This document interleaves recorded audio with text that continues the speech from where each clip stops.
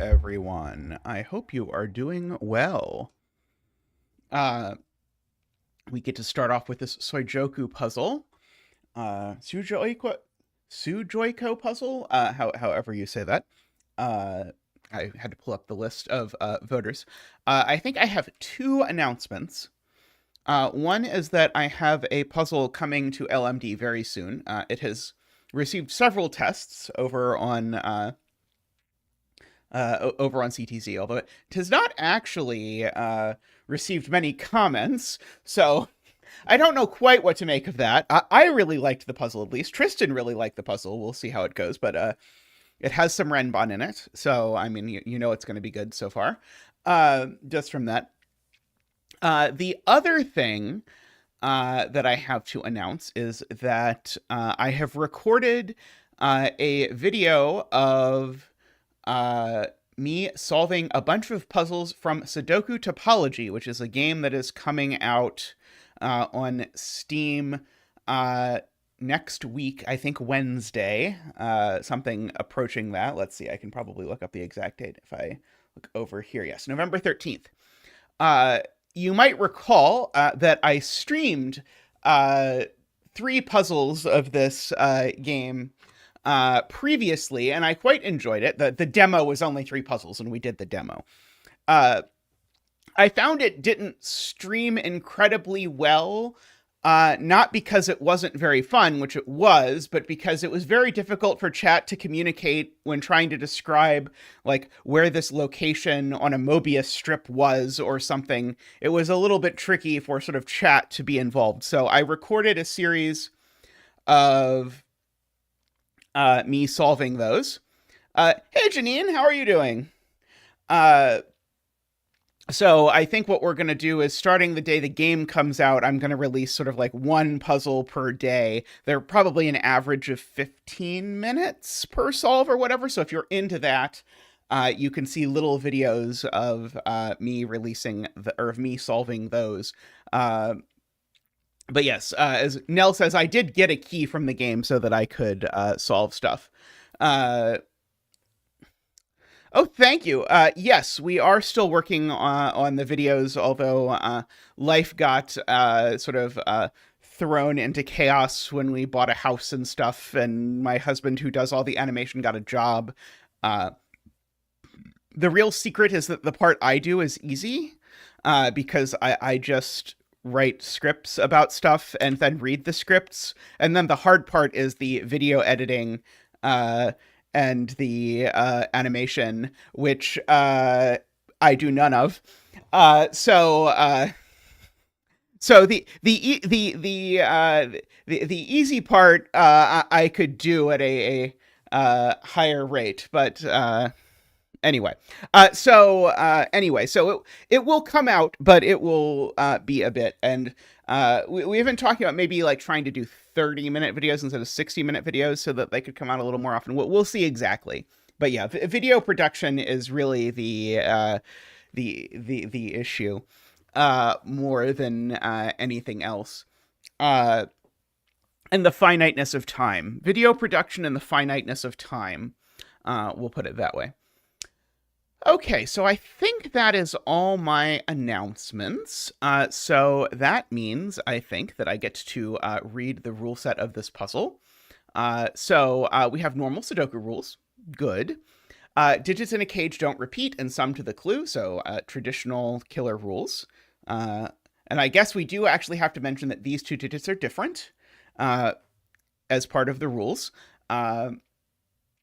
Color the grid with 3 different colors. I enjoy the, for example, red, yellow, green, and yellow. But you could choose other 3 colors. Let's see. Such that the following conditions are met. Each digit always appears in the cells of the same color. For example, if one is in a red cell, then all ones in the grid have to be in red cells. Orthogonally adjacent digits always have different colors. Each killer cage has 1 digit of each color. I didn't really appreciate that each killer cage was 3 cells, but yes, each killer cage is 3 cells, so that makes sense. And we have these ambiguous entropy lines. So they're kind of like entropic lines, except that we don't know that it's 1, 2, 3, 4, 5, 6, and 7, 8, 9. But for example, if I pick, let's say, purple to start, then what this is saying is that all of these digits are purple. Let's see, orange I'll do next, I suppose. All of these digits are orange. And green means that all of these are green. Yeah, the rules don't specify how many of each color there are, although I think it's going to be very difficult for there not to be 3 of each color. But notice that because this cell, for example, is next to a purple and a green, this cell must be orange. And because this cell is next to a green and an orange, this cell must be purple. And now this cell must be green. And now this cell must be green. And now the great mystery of whether there are 3 numbers of each color or not has been solved. Because now there are, in fact, 3 numbers of each color. Hey, Sujoyku, how are you doing? Now, cages contain 1 of each, so this is purple. This cell touches purple and green. Oh, I didn't read the voter list, by the way. I forgot to read the voter list. Sorry. We start each stream, I should say, with the puzzle that got the most votes from the voter folks who support the stream. And so this puzzle was voted for by Screaming Ice Cube, David, Plonktime, Russ, David, Luda, and Doomdiot. So thank you for your support. And welcome to the setter, who is in the chat. Okay, so this cell is definitely orange.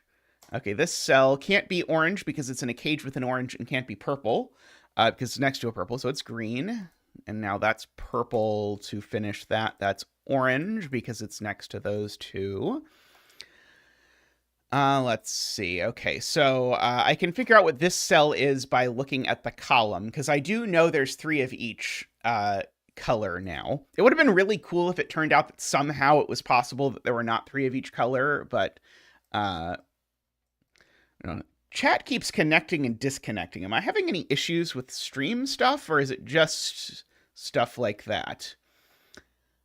These are each 1 of each color, and then I've got an additional purple and a green, so that cell's orange, which means that that's green, which now means that that's purple, which now means that that's orange, owing to that, so that's now purple. So that's now green. Okay. So this is 1 of each, and that's 1 of each. So therefore, the remaining 3 are 1 of each, and so therefore that's green. Which then makes that orange, which then makes that purple, which then makes that orange. Let's see. Okay, and there's 1 more green in the box, and it can't go there, so it has to go there, and that's purple. Okay, so now we can keep up going up here. So this is purple. I don't know if we're just going to color the entire grid before we make it any further. Let's see. This is orange. This is green. This is orange. And so if we do that, we can go ahead and sort of color along here. Oh, I don't know why I highlighted that cell. But anyway, I'm doing this right? 1, 1, 2, 1, 2, 1, 2, 1, 2, 1, 2. There we go. All of those are orange. So we've got all of that. That cell is purple. So that cell is orange. So that cell's green.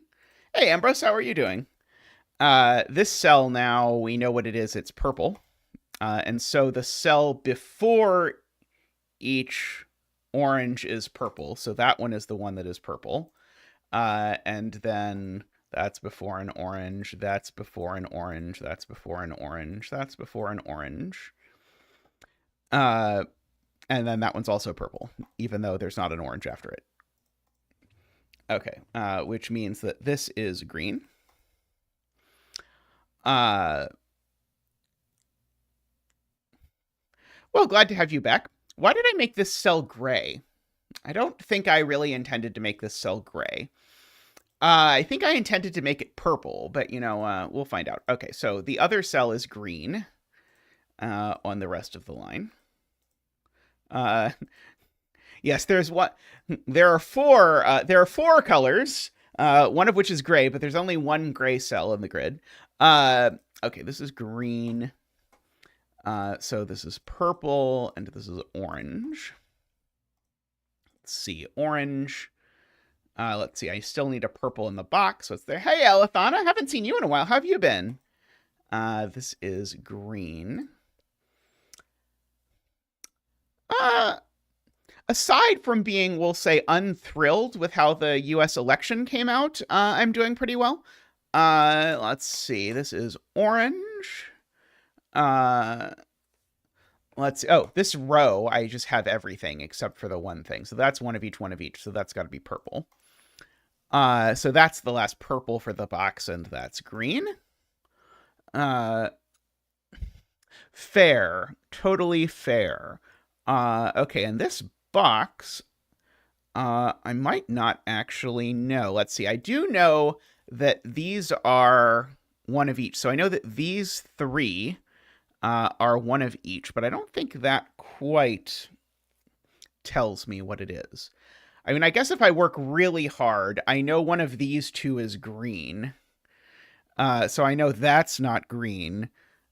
So I know one of these two is green. I don't know. Maybe I should actually think about numbers. Like, for example, the fact that this 23 cage is 689, because that's the only way to make a 23 cage do 23 things. So that is one of each color. So could this be 589 is the question.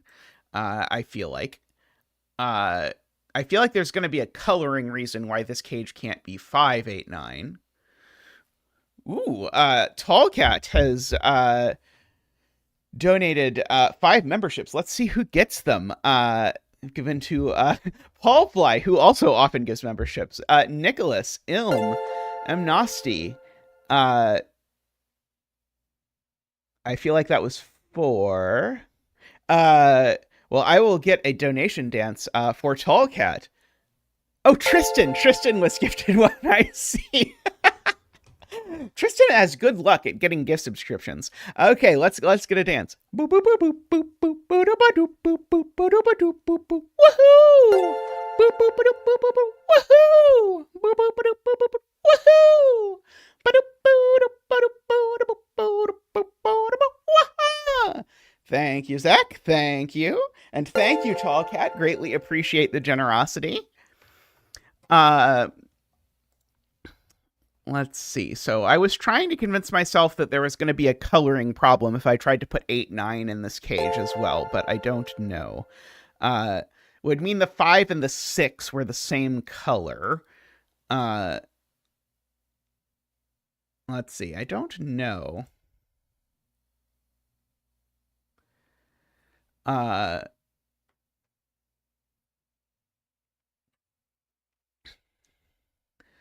Let's see. Okay, this 20 cage, this 10 cage. Okay, so these sum to 20.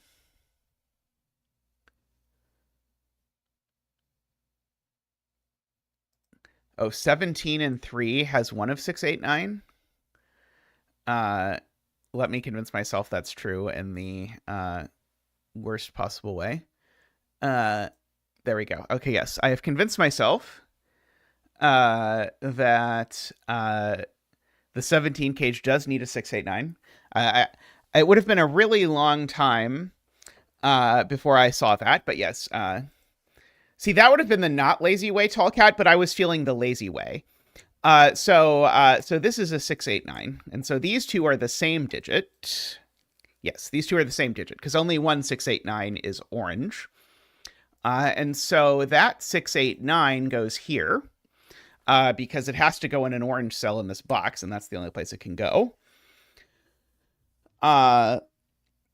Let's see.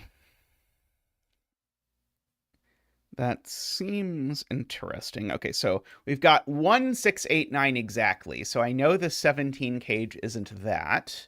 It's not that. Good, good.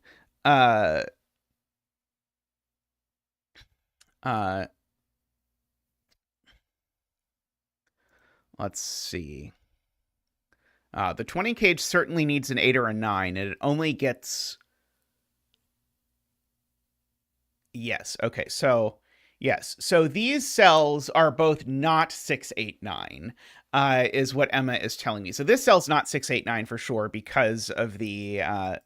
because of this. This is green, so it's not the 689 that's there. So these digits are from 1, 2, 3, 4, 5, 7.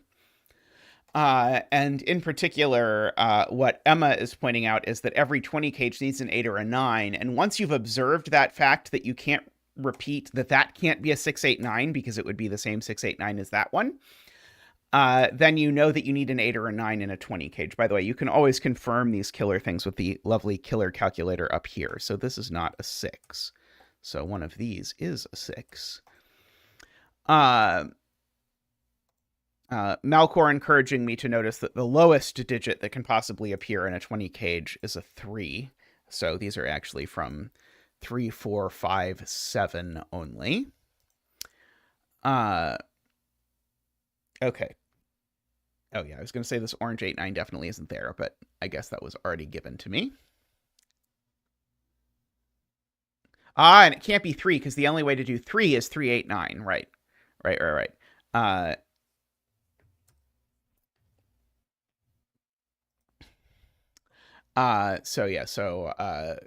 Yeah, it's definitely not a 3, 8, 9 cage. So we can sort of mark that it's not that for our purposes. It is true, there's definitely a 9 in here regardless. Charalampos points out.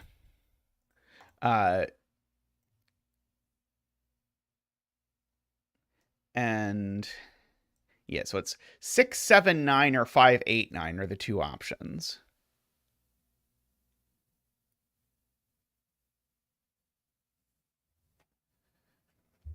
Oh, interesting. Okay, so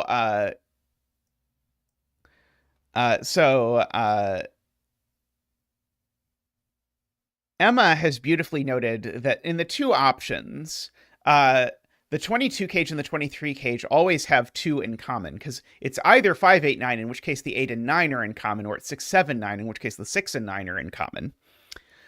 And so if they have 2 digits in common, that must mean that this 8, 9 digit goes here. And therefore, the green digits don't overlap, so this 6, 8, 9 goes here. That can be red X, I suppose. Okay, so this is the red X purple. 6, 8, 9. Over there. Box 6 is red circle, Alethana points out. Yep, totally agree. And this green is 1 less than this green, correct? So this green is 5, 7, or 8, Tristan points out. So we have that.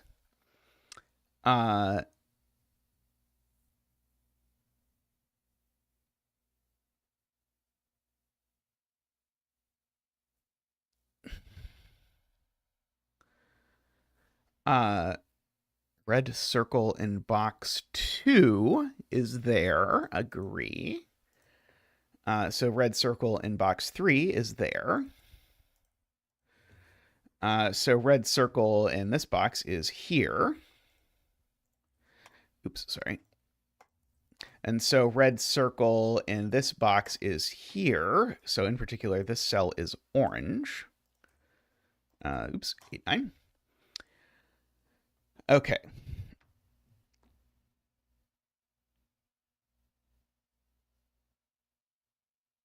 Yes. So this cell can't be 9, is being pointed out, because if this were 9, we said this is one less, so that would be 9 and 8. Looking at an 8, 9, that's not going to work. So this can't be 9, and so this can't be 8, actually. This is the 5 or 7.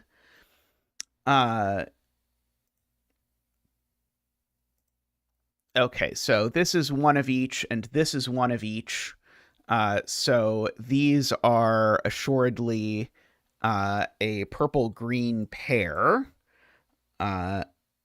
Tristan would like me to point out. So these are a purple-green pair, and these are a purple-green pair. So yeah, so where is the other green in row 8? That's the way to do it. So that's the other green in row 8, and so now that's the other purple in row 8, and so now that's orange because of the cage, that's purple because it touches the 2, that's green because it's the corner, that's purple for the column, orange for the touchy, and green for the end of the world. Okay. So that does it. Yeah. So we got to do a little bit of stuff before we had to, or before we finished the coloring, but we got most of it. Let's see.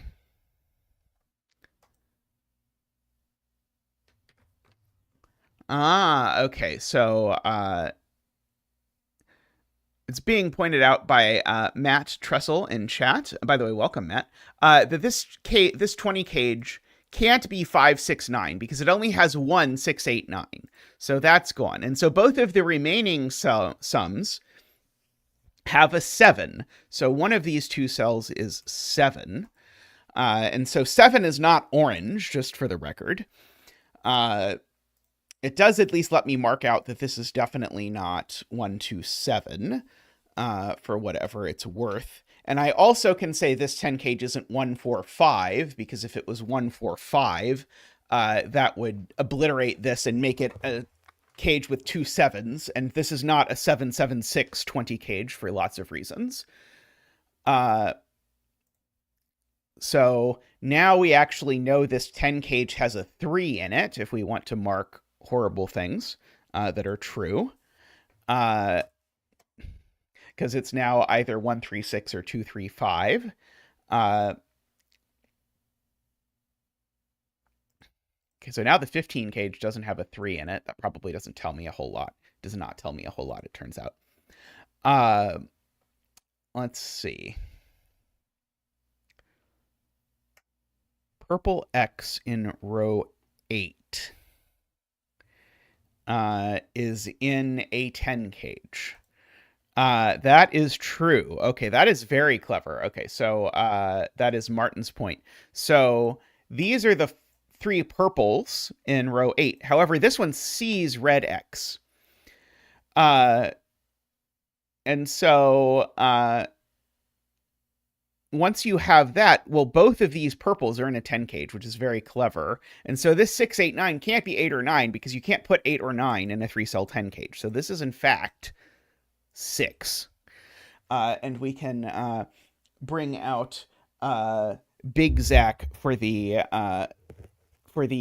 6y dance. Young viewers, avert your eyes. This is slightly PG-13. Boop, boop, boop, boop. Whoop, whoop, whoop, whoop. Boop, boop, boop, boop. Whoop, whoop, whoop, whoop. Boop, boop, boop,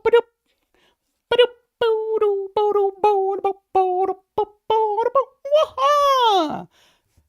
Thank you, Big Z. Thank you.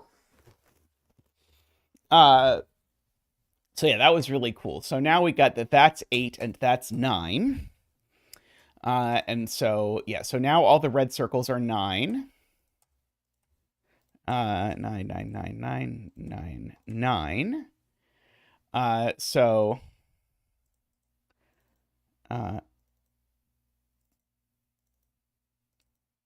let's get rid of the 9s.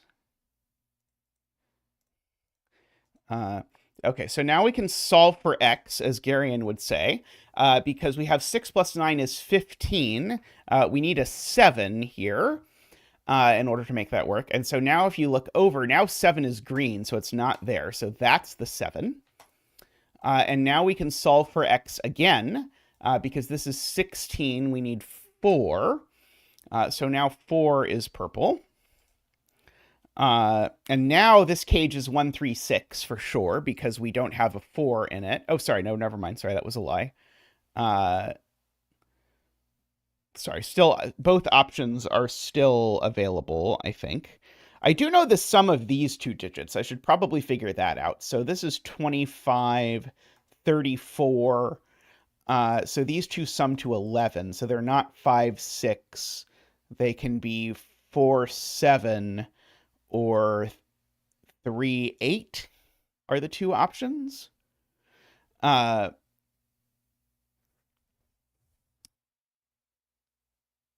Not 3, 8, because there's a 3 in the cage, right? There's a 3 in the cage, right? So so these are 4, 7, and we know which is which because we already know the coloring. Owing to the 3 corner marks. And so that still doesn't tell us anything.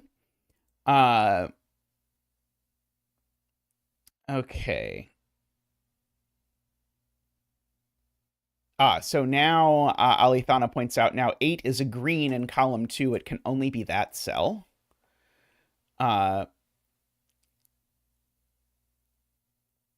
see, 4 in box 6 is over here because it needs to go in purple. So now 4 is here, and now 4 in this box is here, and in this box is here, and up here goes there. And over here goes there, and now goes there. And I think now we've got all the 4s and all the 9s in the grid, in fact. Very nice.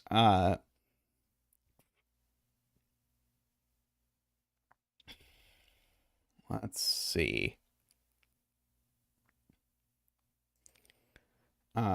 So I can do some sort of silly stuff like that digit is there in this box, and there in this box, which now means when I ask where 8 is in box 5, it's now here. And so now this cell is assuredly red circle, because it sees 7 and 8 in green. And so this cell is also red circle, looking up over there. That cell is, of course, red circle. So that cell is red circle. So that cell is red circle. And so that cell is red circle.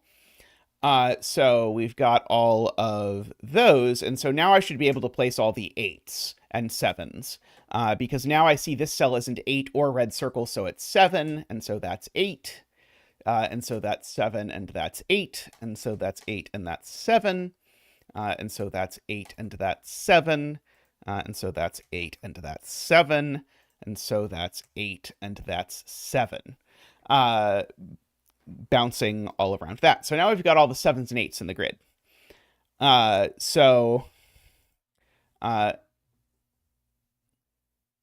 Okay, well, this 17 cage is not 179, so it's 359. So these two digits here are 35, is the only way to actually fill this cage.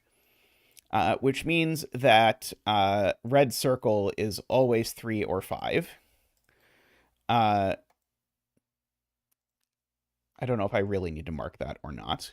Oh, I can do a similar thing with 6s, Alithana's pointing out. So that's a 6. That's a 6. Does that finally tell me? Yes, this finally tells me that this cage is not that. This cage now is only 2, 3, 5. That one's not a 2. That means that this cell is a 1, actually. So while I bounce these around, let me also bounce around some 1s. So this is the other orange. So that's a 1, and that's a 1, and that's a 1, and that's a 1, and that's a 1, that's a 1, that's a 1. I seem to be missing a 1. That's a 1. There we go. Okay. Sixes, that seems to be a 6. That seems to be a 6. That seems to be a 6. I seem to be missing a 6. Yes, and that seems to be a 6. There we go. Now we've got all the 6s. Okay, and so now red circle is 3 because I can solve this equation. So red circle is 3. So bam. And all the 3s go in at once. So that's a 5. So 5 is purple and 2 is orange. And now we know the color of every digit. So all the remaining oranges are 2. All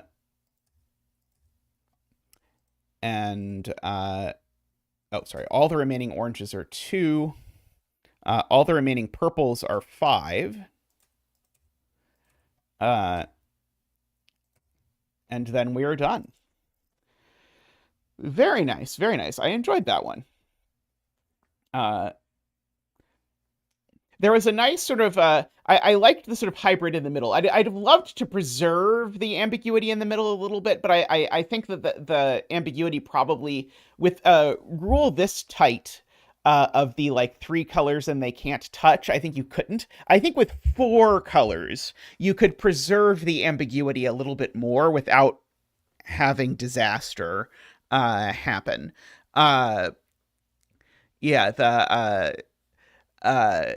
So that you could sort of have the sort of hybrid in the middle. Like, we needed to do a little bit of the numbers to resolve this last box. But yeah, would have been interesting to see if we could have sort of have a version of this where you have to sort of alternate back and forth a little bit more. Alrighty. I am going to take a quick break, and I'll be back in just a moment.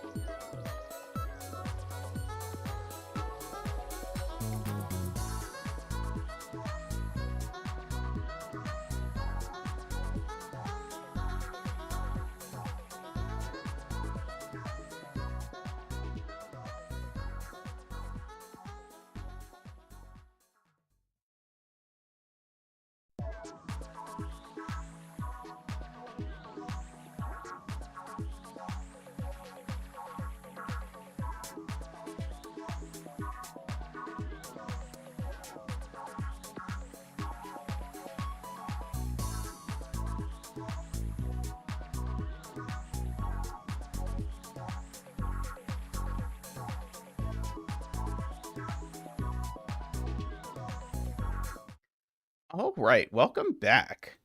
I saw this. Well, by I saw, I mean Tristan saw this codec XV puzzle, uh, which looked good. And I haven't done a codec puzzle in a while. I think codec hasn't been posting as many puzzles, although it is possible I am just not paying good enough attention. But we've got our traditional X's sum to 10, V's sum to 5, white dots are consecutive, and black dots, one is double the other. And we've had a very generous thing here where we've got a 1, 8, and a 2, 4, because the only way you can sort of have this long sequence of dots is something like this. So I'm at least going to mark what this can be. 1, 2, it could be 3, can't be 4, can't be 5, because 5 plus 5 isn't going to work. 6, 7, 8, or 9. Okay, maybe I don't really want to think about that at the moment. I can certainly write that this is 1, 2, 3, 4, and I'll go ahead and mark that these are the same digit. Because they both sum to 5 with that digit. And so that digit is on my long string of white dots up here, although that's not insanely restrictive. This black dot down here looking up at the V isn't terrible. Let's see.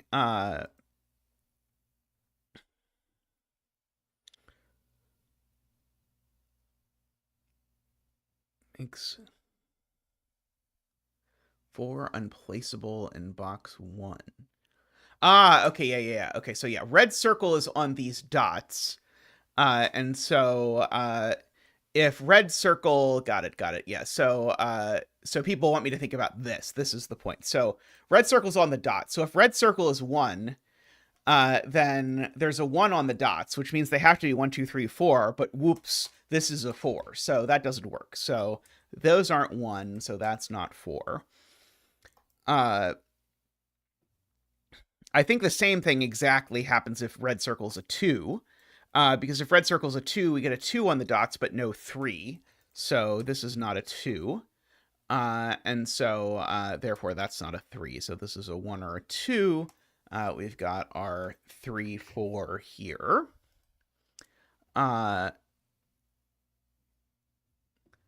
Yeah. We can do the same thing down here and say, okay, these are both the same digit. They're both red X, which may or may not be red circle. That I'm not willing to say yet, but definitely it is 1, 8, 2, or 4, because it definitely lands down here. And so, for example, this digit definitely isn't 3 because of that. Or 7, because neither 3 nor 7 end up over here. So this is only 6 or 9, which means this digit is only 1 or 4.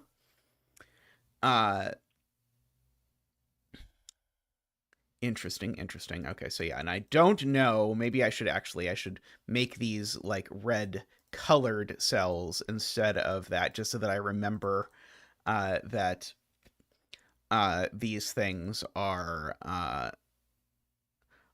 not known. Okay, so if this is 1, 4, then this is always 3, 6.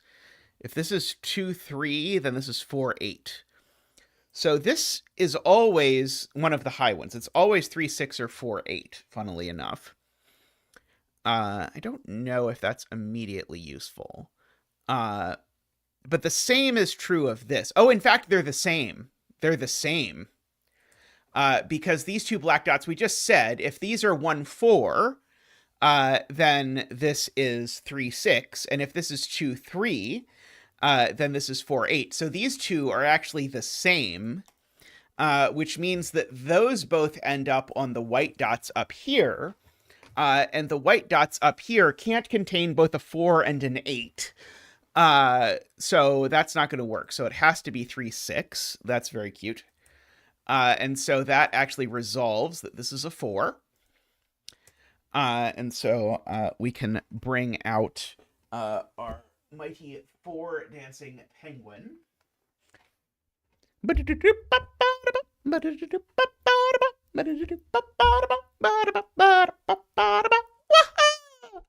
Thank you, Zach. Thank you. Much appreciated.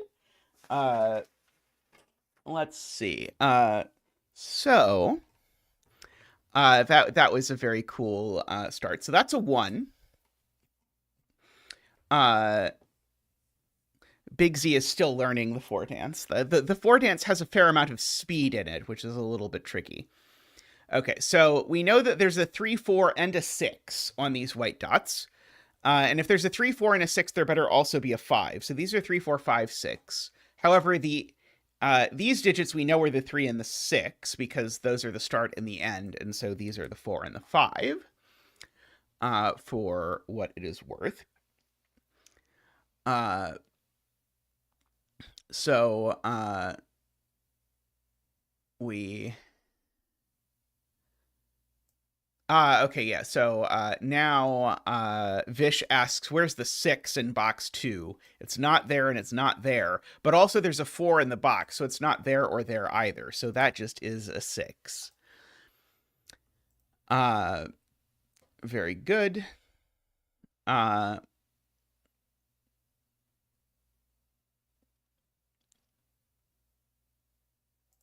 This is 2, 4, 5, or so. It's not 4.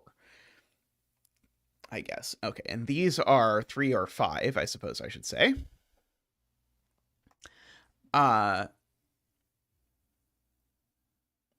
Interesting.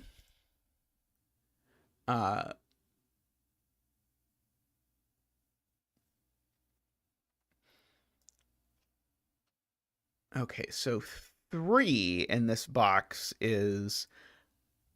Oh, 3 is on an X, right. 3, we could just say 3 is in one of these 2 cells. So one of these 2 cells is 7. For that.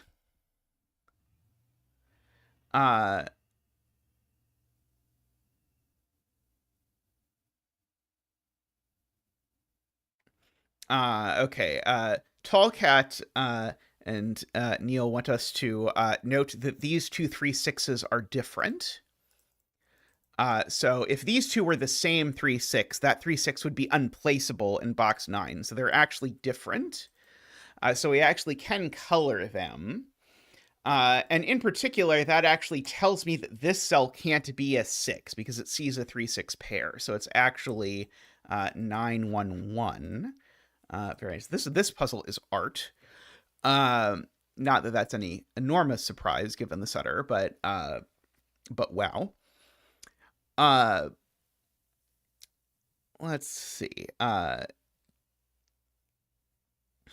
yeah, so one of those 2 is the X. One of those 2 is the circle, but I don't think I know what to do with that yet. Okay, so...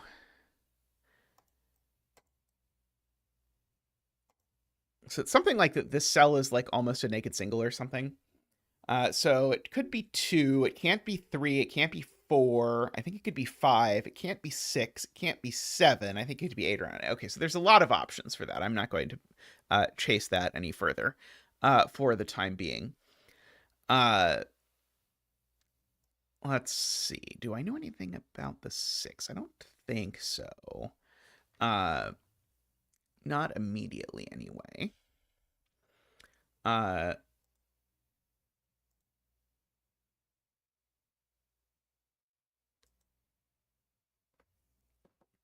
Let's see. These cells, Nicholas is encouraging me to look at, they can be 2. They can't be 4. They could be 5 or 7. Oh,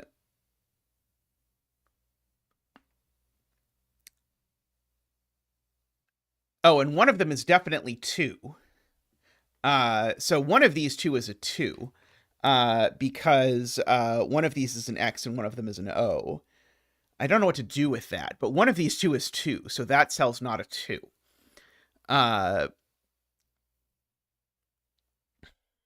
Okay, so one of these x's is odd, which is not a huge deduction.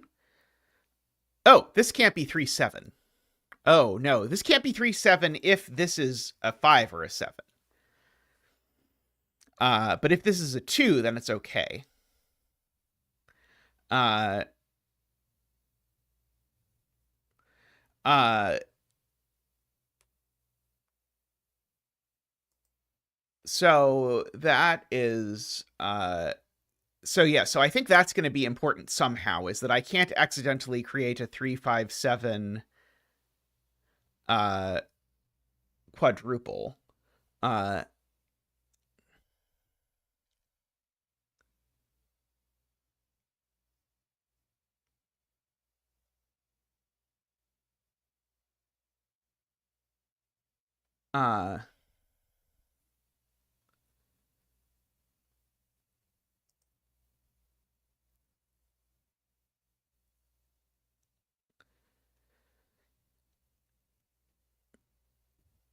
let's see. I do know one of these 3 cells is 5. I know there's a 2 and a 4 up here. I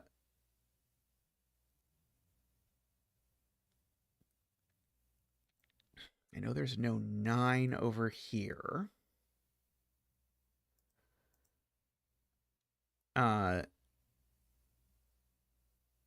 Okay, Tallcat wants me to pencil mark this X.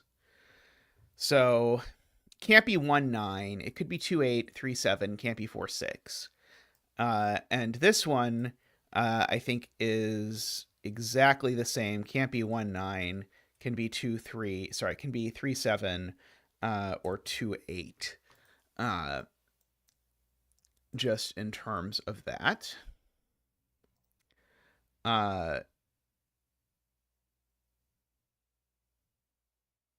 Yes, and of course this one's not a 3, so that one's not a 7. And this one's not a 3, so that one's not a 7. Agree.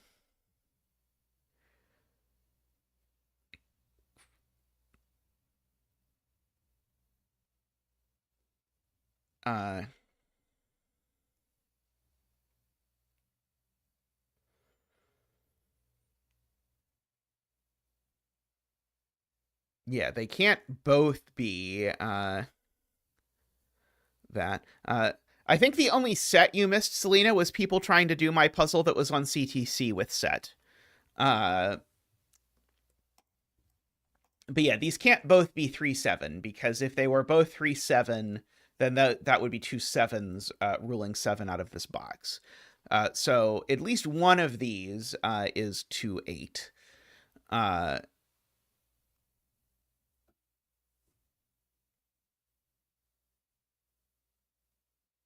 So that means this cell's not 2 or 8. So if I just go ahead and pencil mark it, this cell definitely sees a 2, 8. And it's certainly not a 9 because it's in the middle of a bunch of things. That cell's a 3, 5, so this can't be a 4. So this is 3, 5, 6, or 7. I thought that was going to do something, but that doesn't immediately seem like it does anything. 6 would make this 5, 7.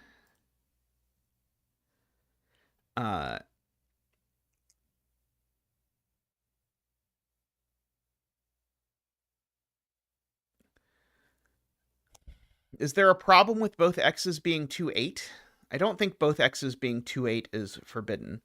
However, it definitely can't be 3. Because if this was 3, then I would rule 2 and 3 off of one of these x's, and that's not going to work. So I agree it's 5, 6, or 7.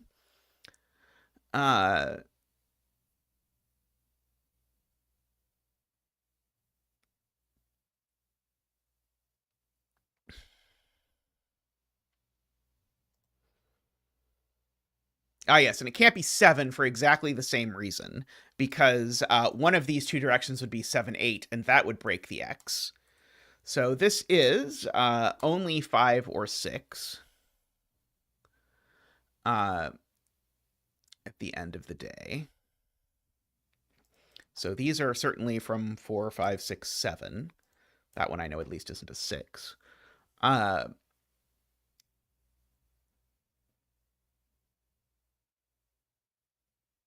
Hey, Kodak, how are you doing? Right. Okay, yes, there we go. So, yeah, so one of these has to be a 5, because if none of these are a 5, then, well, then that's not going to work, because then this is going to be, I don't know, 6, 7, 7. So this can't be a 5, so this is a 3, which then is going to resolve that this is a 3 and that's a 7. So that's not a 7 at least. One of these is the 7, so of course that means that this is not 3, 7. So this is 2, 8. Over here. Yeah, this puzzle's fantastic. I am very impressed with this one.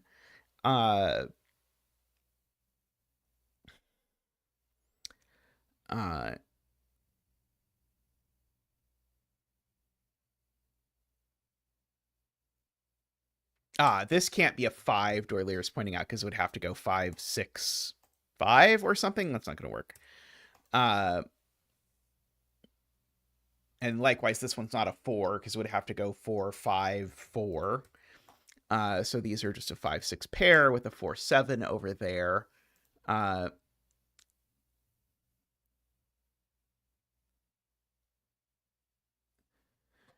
Okay, so this x now has to be 1, 9, because it's not 3, 7, 4, 6, or 2, 8. And this x is exactly the same. No, this one can be 2, 8. I think.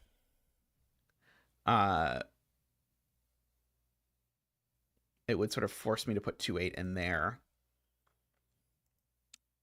It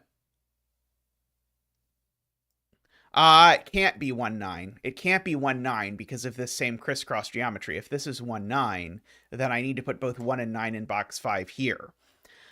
So this is not 1, 9, 3, 7, or 4, 6. So this is 2, 8. Very nice. So that digit's not a 2. So this is a 5 or a 7, which makes circle 6 and x 3.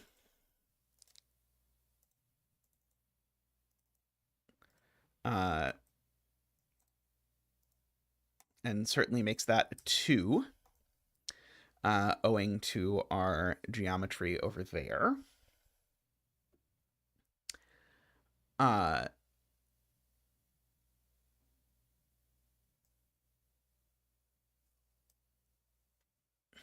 Okay, where is 2 in box 5? 2 in box 5 is there. Also, I don't know if this is happening to anyone else, but my chat keeps connecting and disconnecting, so I don't know why. So now where do 1 and 9 go in box 5? Now 1 and 9 in box 5 go here. And in fact, that's 9, and that one is 1.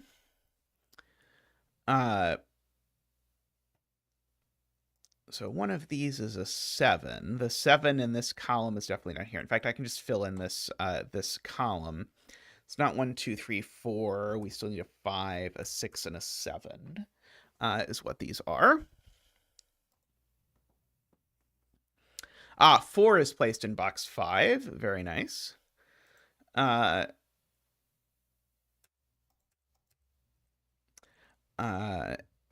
And so now these are a pair. Okay, so that is an 8, and that is a 7. So these are a pair of 5 and 6 over here. Yeah, 6 in column 2 is a snipe from, sorry, from who? 6 in column 2 is a snipe from Mekti, 5, 4, 3. is placed there. These are a 2-4 pair, points out Garian, because we've got 2 and 4 looking into this box, so they have to get placed there. So they get placed here, sort of by this Zackwing of 2s and 4s, pushing 2-4 over here. Let's see. These are a triple, because this one is just an 8. And these aren't 5, so these are 3, 9. So that is 5. And this is known to be a 1. And this is known to be a 9.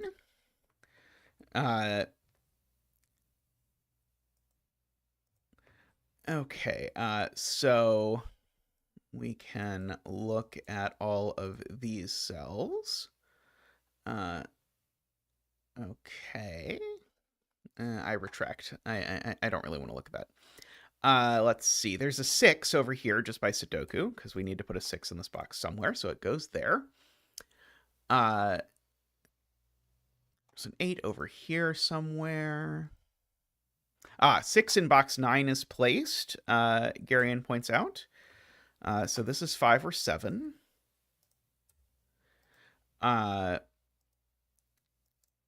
Let's see. Chat is encouraging me to pencil mark this. Neither of these is 8, so that's a 7 and a 3. Let's see. I can mark those. That one's not a 4, because it's got a 2-4 pair looking at it. That one's not an 8 because it's got a 1-8 looking at it. So the chocolate teapottiest of chocolate teapot triples. This is a 5 because the 5 has to go in this box somewhere. That's not a 5, Zeta. Take 2. Take 3. That's a 5. That's a 7, which makes that a 5 and a 6. Okay, these are a pair now. They're not 2 or 4 or 8. These are a 3-7 pair. Let's see. 3 is placed in box 4. Good. I attempted to mark just a little bit ago, Selena, and then when I did, it was messier than I had hoped. We might be able to get away with it now, but it's a little, it is a little messier than I might hope. That's an 8-9 pair, so that makes that a 7 and a 1. That's an 8-9 pair now in the box, so that's not an 8, and in fact that is a 2 and a 4 and a 5. 8, 9, 4, 8, 9. If I'm willing to just pencil mark through it, I can make my way through that box. It was a little messy, but we'll survive. 9, 2, 1, 9, 2, 8. Okay, and so now I can certainly pencil mark the rest of the grid. So 5, 7, 8, 5, 9, 3, 9, 1, 2, 4, 8, 7, 3, 4, 2, 7, 1. Very nice. I loved that. That was a wonderful wonderful puzzle there. I really enjoyed the repeated logical theme there. So great job to Kodak on that one. Let me take a real quick moment to stretch, and I'll be back in just a moment with another puzzle.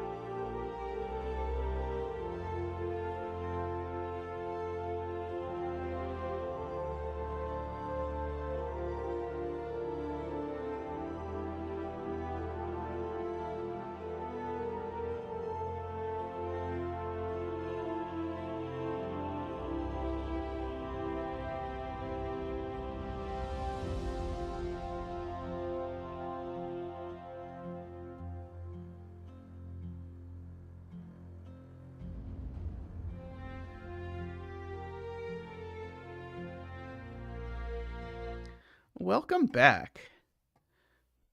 Let's do Why Do All Arrow Puzzles Look Like Spiders by Chameleon up next. So we have our X's and V's have returned, so some to 10, some to 5. And the circle is the sum of the digits along the arrow. So I guess we get one cell that I know is from 6, 7, 8, 9 without these. Okay, I know this is from 1, 2, 3, 4. Let's see. I could do some math with the sum of these cells. Because have that. Let's see if I can get you a link. I think Tristan is asleep.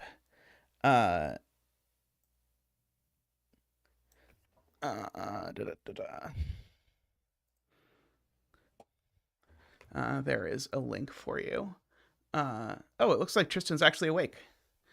Yeah, I was thinking I was going to get something with this by sort of combining these, but I don't immediately get that, I don't think, but I probably will eventually. I do know that this is at least 5 because of these, so this is certainly 5, 6, 7, 8, 9, because the minimum sum of these cells is 10, so this has to be at least 5.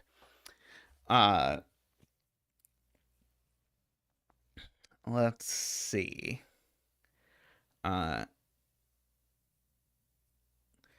In terms of where these two arrow cells go in row 7, at least one of them has to go in one of the far fringes because it can't repeat on its own arrow, and they can't both be bigger than the other.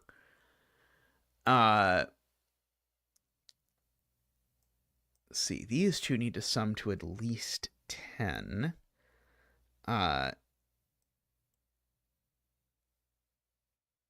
Okay, what's the biggest this digit can be? I think if I say what the biggest this digit can be, I think it'll get me at least a little something. I guess the biggest this digit can be is 7, isn't it? So maybe I can't actually immediately get something out of this. I was hoping to say this digit had to be 1, 2, 3, 4 so that I could say I had a virtual quadruple so that I could write that this was the higher of the two, but sadly I don't think that quite works as much as it might work. Looks like I've done this puzzle.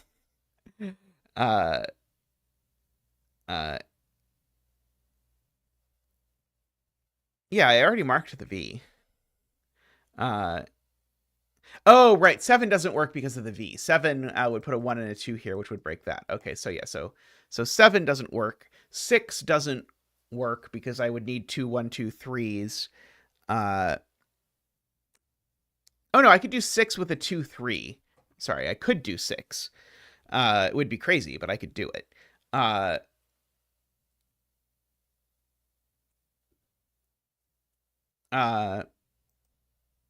Okay. I was looking at row 7.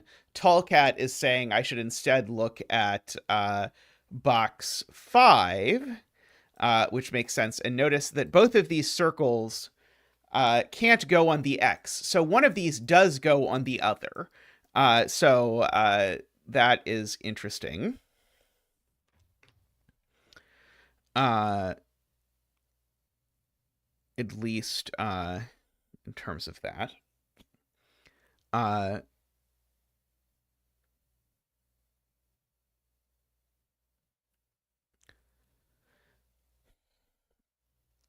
Let's see. What am I going to do with that piece of information, though?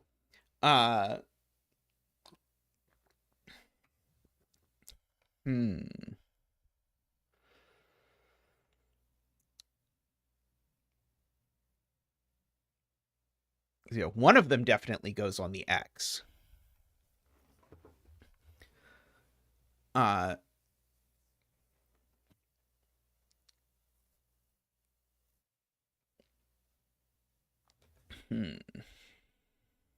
quite sure.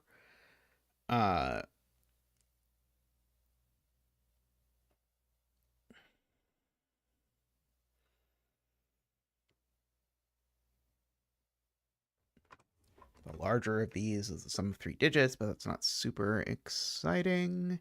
Uh, hmm.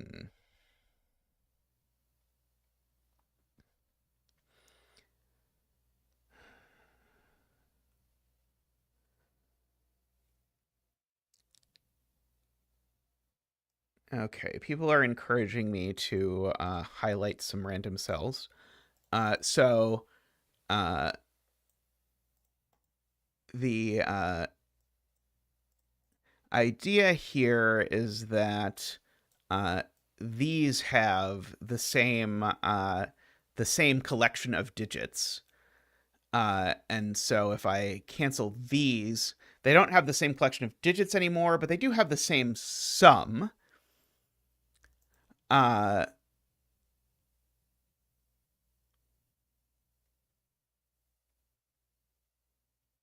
uh,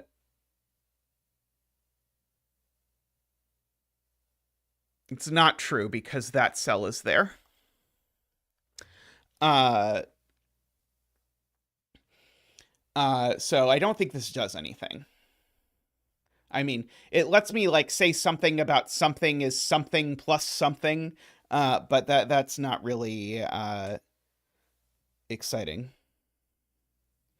Uh,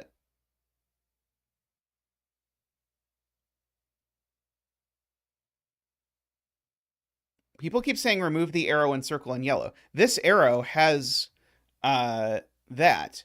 Oh, I see. You want me to do that canceling. Okay, I see. You want me to cancel the circle. So these 3 cells sum to 10. Uh, so like this is not 8 or 9, for example, and these are from 1, 2, 3, 4. Uh,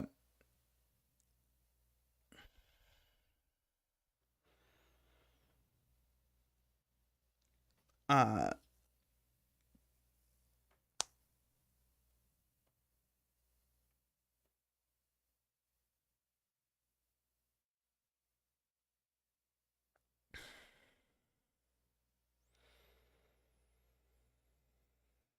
da, da, da.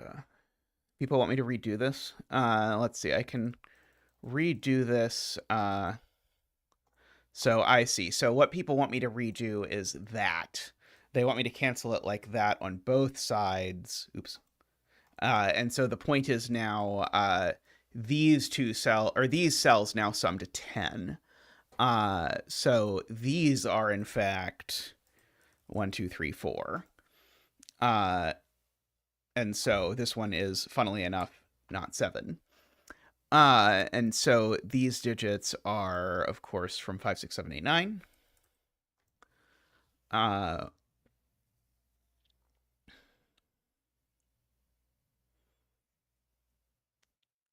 it's cute, but does it do anything? Uh,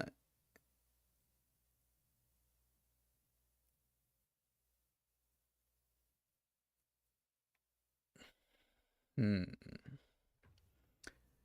Uh,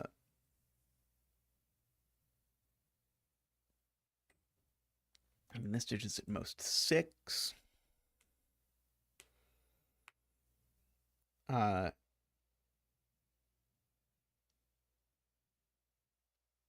yeah, one of the circles is on the other. One of them's on the X. Yeah, that was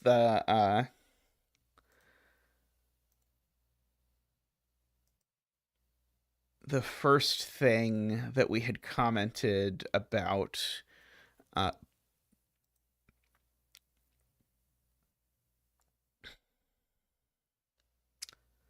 let's see. Uh, no, that is fine. AFK. Uh, Kodak really liked this puzzle. Now that's interesting. Uh, uh, let's see. Uh,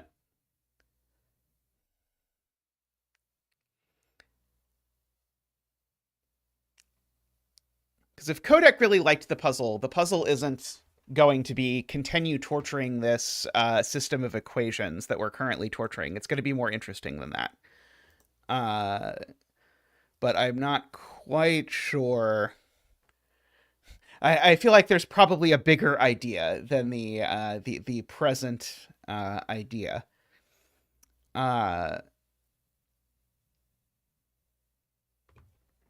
Yeah, I keep wanting to look at this cell, but I can't quite. If only I remembered. Well, I mean, you remembered the emotional response you had to it. That's enough to be sort of a clue as to what is happening, I suppose. Uh, uh, does row 6, column 7 being on the other arrow actually work? Okay, so yeah, if this is on the other arrow, then it would have to be 1, 6 exactly, adding to 7. And these would be 1, 2, 3. Uh,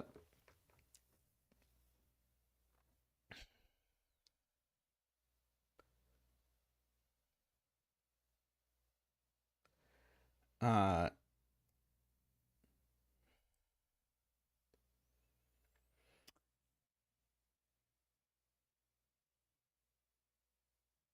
uh, we do have to make sure that we don't put all of 6, 7, 8, and 9 off of this, because one of 6, 7, 8, and 9 is on the X. And I was thinking that was going to tell me something like that this couldn't be 5, but I don't think it quite does, because it's the 5. If this is 5, we put a 5 on the other arrow. Uh, uh, uh, hmm. Uh, uh,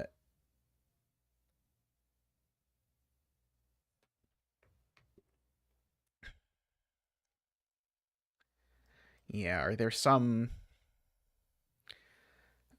weird relationship between these?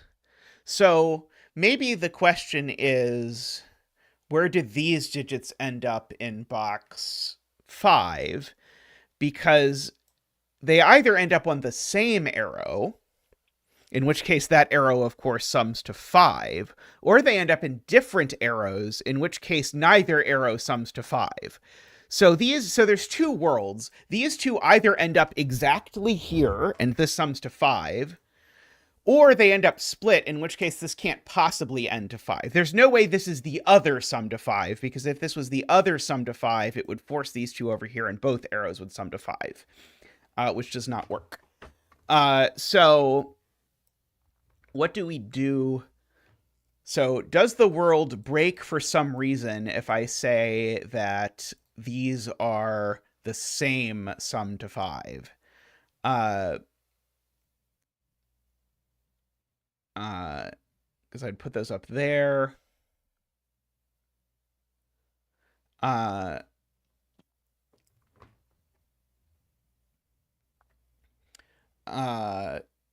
that feels like the point to me, is that if this is an X, or if this is a 5, it has to be that.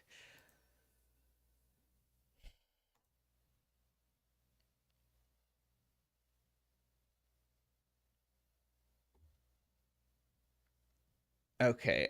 Martin says, if this goes on an arrow in box 5, doesn't it break?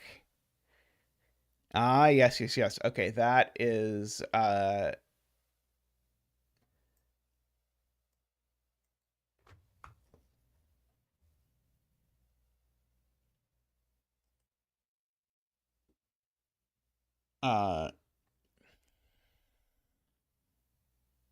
so the point is, if it goes here, then the digit that sums to this digit with it is that digit. And if this digit goes on here, then the digit that sums to it is that digit. So it can't possibly be on an arrow. So this is a 5, 6, 7, 8, 9, and it certainly only a 5 or a 6, because we earlier proved it can't be 7. So that is very nice. Okay, so I like that a lot. That is a gorgeous sort of bit of geometry there that is really only actually coming from this part. So these are from 1, 2, 3, 4. For sure. This is assuredly not 5 anymore, for what it's worth. So these are at least 6, 7.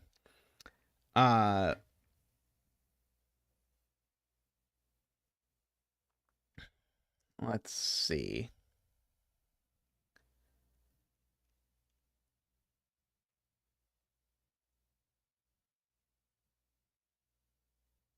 So we are in the world where the V goes on separate arrows. That's true. Oh, it's true. These do add to 5. That's true. So we can use the fact that these add to 5 to say that the sum of these digits is 5 plus double this digit. So it's either 15, or the other is that it's 5 plus 12. So it's 15 or 18 are the two options. Sorry, 15 or 17. 15 or 17. Well, it's not 17. Because that would require these to be an 8, 9. So it's 15. And so that makes this a 5, which is our first digit of the puzzle. So we could bring out Zach. Boop, boop, ba-doop. Whoa. Boop, boop, ba-doop. Whoa. Boop, boop, ba-doop. Wee. Ba-doop, boop, boop, boop, boop, boop, boop, boop, boop. Whoa! No. Big Zach is still a little too afraid of heights to do the 5 dance, but he's working up to it. Yeah, this is very cool. So this is, of course, the 1, 2. This is the 3, 4, just to figure out how that works. Yeah, I admit, when we started this puzzle with the set nonsense, I was losing faith rapidly that I was going to enjoy this puzzle, but I should have had faith, because I have greatly enjoyed chameleon puzzles, that this would be a good puzzle and not a set puzzle, which is definitely what has proven to be the case. Let's see. Okay, so the 6, 7's over here, for what it's worth. And the 8, 9 is on the arrow. So this is 1, 2, 8, 9. This is a 6, 7 with a 1, 2, or 3. Over here. So there's definitely a 4 over here, chat is pointing out. And so there's a 4 on this arrow, so it's from 2, 3, 4, based on whether it adds to 6 or 7.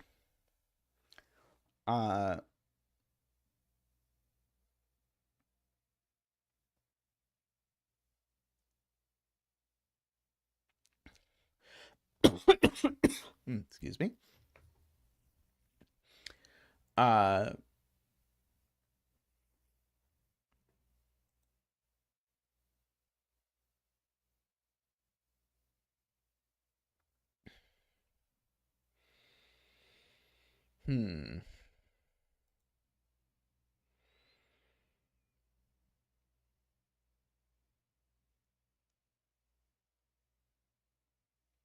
So these are actually the same digits. I don't know if that matters at all, but these are the same digits. Because there's only one way to make 6 and 7 out of these. So, like, these digits are literally the same as those two.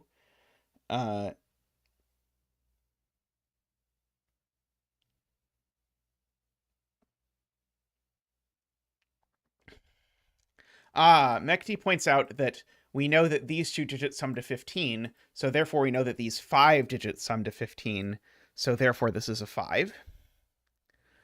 And therefore neither of these is a 4. I guess we already knew there was a 4 over here anyway, just from if these were from 1, 2, 3, then we were not going to get to add to 6 or 7.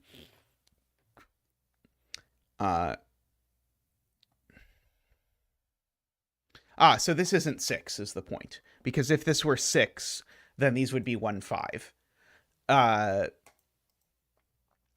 Because the only two ways to make 6 are 2, 4, which this one would be, and 1, 5, but we can't do that. So this is a 7, and this is an 8. Which means that this is a 3, 4. This is a 3, 4. This is a 1, 2. This is a 2, 8. And these involve a 1 and a 7. These aren't 7 or 8, so those are 5, 6, and 9. Okay, this is 1, 6. If you look at it, because it's not 2, 5 because of the same 5 we noticed before. So that's 7 and 1.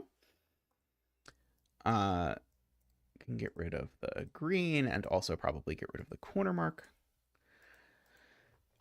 This is now conveniently 1, 4 because there's a 2, 8 looking down at it, which makes that a 2 and that a 3 by sudoku or by arrow math, whichever way you prefer. So now these are either a 1, 6 or a 3, 4. But I don't think we immediately know which. Similar vibe happening over here. Aha! This 2, 8 goes here just by sudoku. So we have that.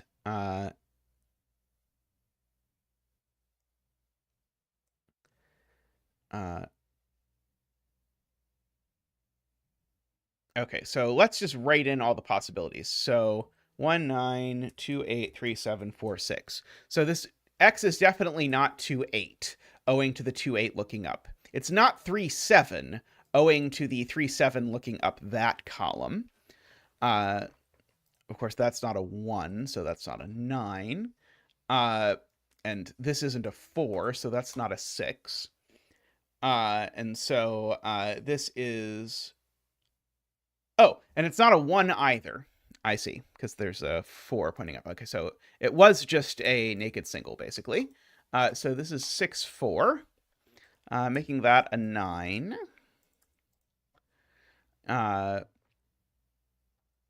Up there, that leaves me with a pair here that's not 2 or 8 or 1. These are 3, 7, funnily enough.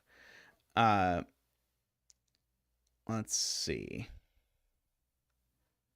And now where does 2 go in box 2, asks Josh. It doesn't go here because this would have to be 1, 1. So that is a 2. One of these is a 1.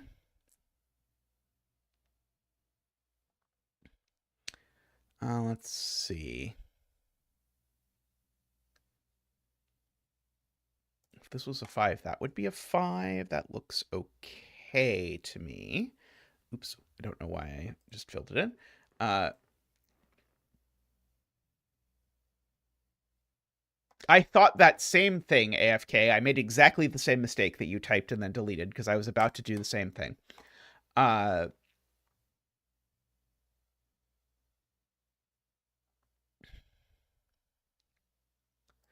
Okay, I guess I should write these. So this is either 1, 7 or 2, 6, and that's not a 2 and that's not a 6. And this is... So I guess the point is there's a 1 or a 2 on this arrow by virtue of the fact that the 1, 2 that is in common between these cells ends up here. And this is 1, 6 or 3, 4. Not a 3.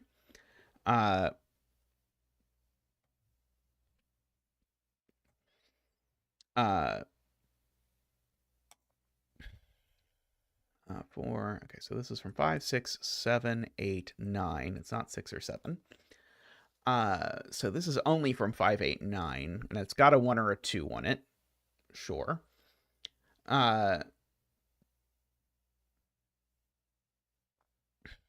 Yeah, that was what I was saying, was there's a Z-wing here doing that. Uh, let's see. Oh, yes, this isn't 4 because that wasn't 3. We've got the beginnings of a 1-3-6 triple, funnily enough.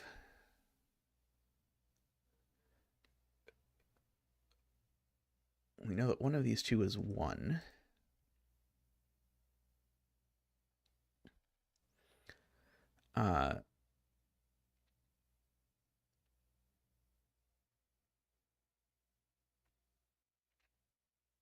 Oh, you meant between these two. Let's see. There's certainly a 7 up here somewhere.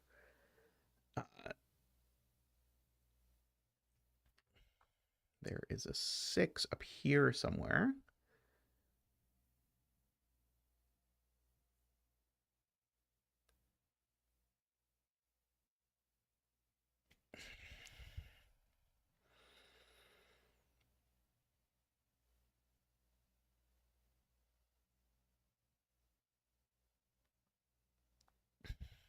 Why is this a 3 or a 6?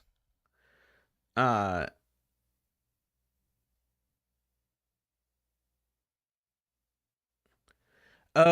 I see. So yeah, so the point is, got it.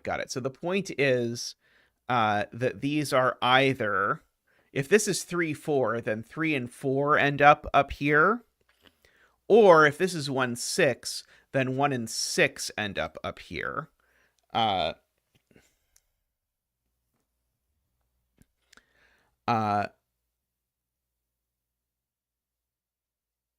so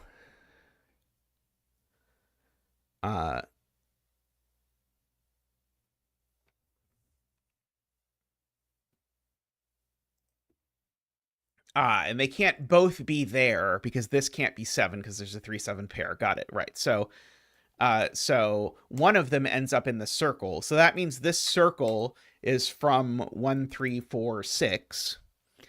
But it's definitely not a 1.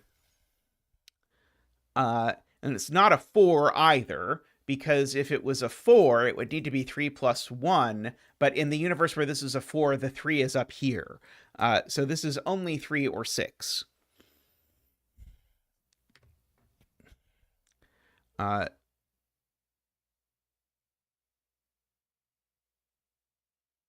Right. And in the universe where this is a 6, there's a 1 up here. So the 6 only works as 2, 4. The 6 doesn't work as 1, 5. So that means this arrow is either 2, 4 or 2, 1. So that means this cell's always a 1 or a 4, and this cell's always a 2.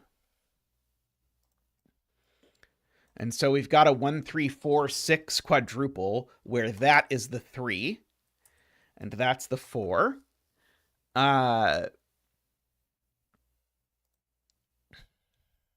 Over there. Okay, one of these is a 4. Sure. Let's see. Yeah, the weirdest triple ever. Hey Kerbon, how are you doing?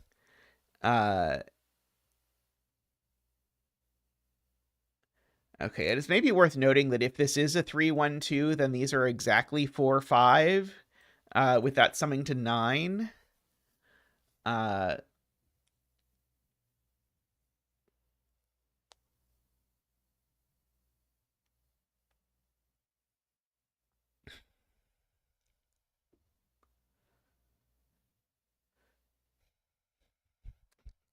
That's true. Okay, so if we follow Selena's invitation to interrogate the ever-living daylights out of this cell, it's not a 1 or a 2 or a 3 or a 4. It's not a 5 because we've broken both ways to make 5. It's not a 6 by Sudoku. It's not a 7 because there's a 7 in the box. So this is actually only an 8 or a 9 in all circumstances.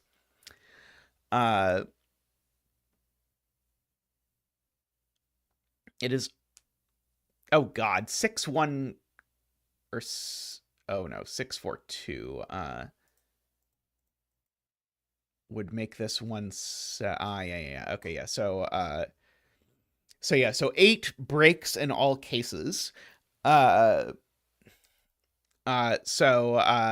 if this is an 8, I can't make this 312, but 642 also breaks because then the only things left are 1 7 and 3 5. Wait, why couldn't it be 8 with a 3 5? I don't see why that breaks.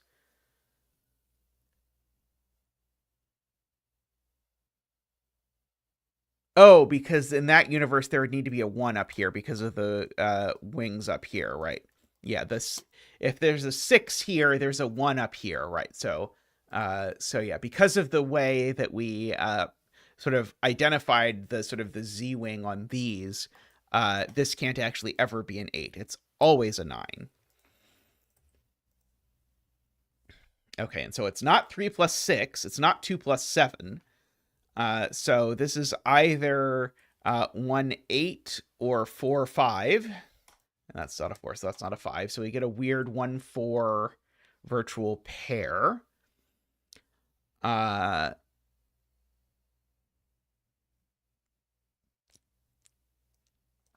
Nine's up there somewhere.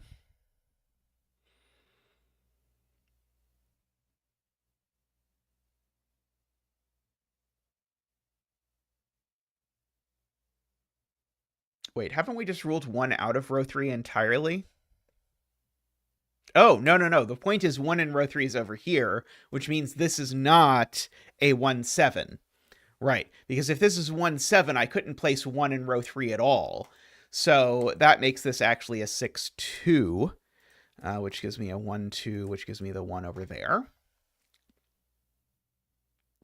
So now this is a minimum of 3 4, because it's got 1 2s looking at it all over the place. So this is a 7 or an 8 only. Oh, and apparently it can't be 8. This is a naked 7, which gives me a 3 and a 7, which gives me a 6, which gives me a 4. And so that means that this is 1 8. This is 1 6, 1 6.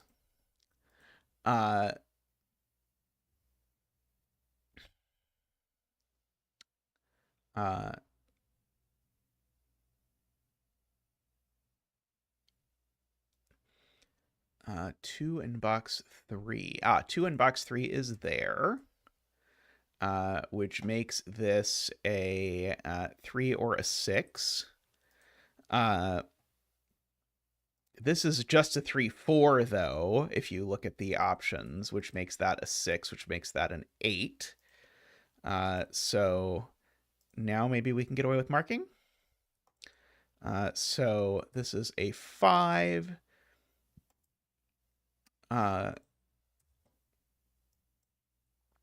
These aren't 5. Let's see. That 1 5 pair looks down and makes that a 6, and that a 5, that a 9, and a 6.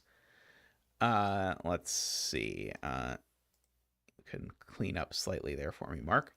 Let's see. The 1 4 here are gone, so these are actually a 7 8 pair. So that's a 7 8 pair in this row, which means this isn't 7 or 8, it's 4 or 5.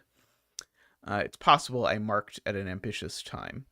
Let's see. One of these is definitely 9 for the row, so none of these are 9.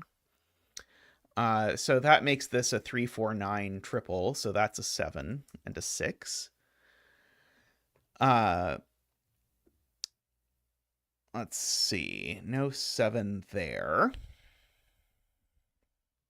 Yes, 1 8 here makes that a 9 and a 7 and a 3.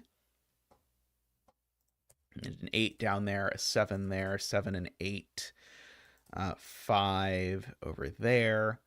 Let's see, 8 seems to go there. 2, 8, 2, 9, 5. 2.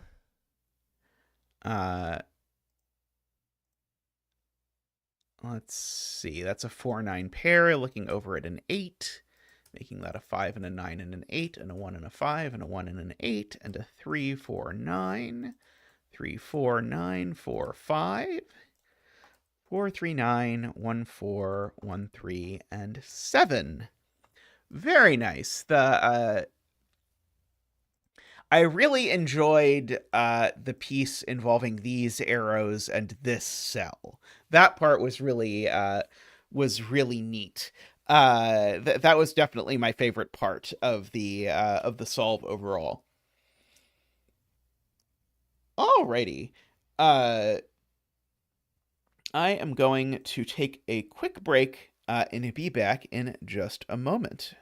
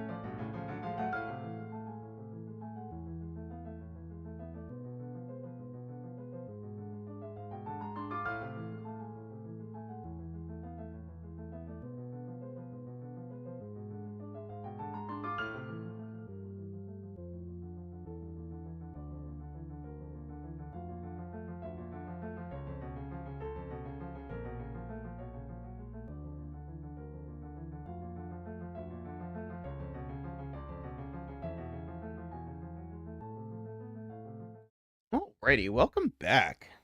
We are going to do Math Pesto's CrabNet puzzle next. So I have here, and I apologize for the fact that the screen looks slightly weird. Maybe it'll look slightly less weird. Nah, it doesn't really look less weird. Looks slightly weird like this, but I won't be here for long. But this is just for the purposes of the example. We have here we have to divide the grid. This is the puzzle, by the way, that we're going to be looking at. We have to divide the grid into polyominoes so that polyominoes of the same size don't share an edge. So you can see like the 6 doesn't touch another 6. The 8 doesn't touch another 8. We have an... Oh, right. I should say, by the way, that this is a collab by Math Pesto and Paltreon. There we go. Sorry. So we should keep that in mind. Sorry, I attributing it to Math Pesto because I'd already forgotten the story, even though Math Pesto told the story when they were on the stream a couple episodes ago. We need to draw an orthogonal loop through the grid. The loop must not touch itself orthogonally, however, it can touch itself diagonally. And on the line, any set of 3 consecutive cells must contain 1 low, 1 middle, and 1 high. So entropic phenomena is a little bit weird because it means the loop can only ever move from border to border. Oh, did I say Patreon? Polytron. Or sorry, Palitron? Wow, if I had been asked to spell that, I would definitely have spelled it very wrong. Sorry, it is Palitron. And then we have crabs. A number n on a crab means it's about to take n steps sideways, landing on a cell on the loop or inside the loop, with a number of steps less than or equal to n. Less than or equal to is horrible. Crab paths do not intersect. Crabs can move on or inside the loop, but once they're inside, they can't exit the loop. Okay, so here's an example of what that looks like. It's very weird to me that the crabs move sideways and not forward, but I guess that sort of leaves a little ambiguity. Let's see. Well, Tristan made fun of me for guessing that he was asleep last time, so I'm going to guess he's not asleep this time, and we'll see how it goes. I guess we don't have to visit every omino, although the rules don't quite say that yet. But, well, you'll be able to see the rules on the actual puzzle, hopefully. I was just studying the example beforehand. Let's see. I'm going to turn on dashed grid. There we go. Okay, so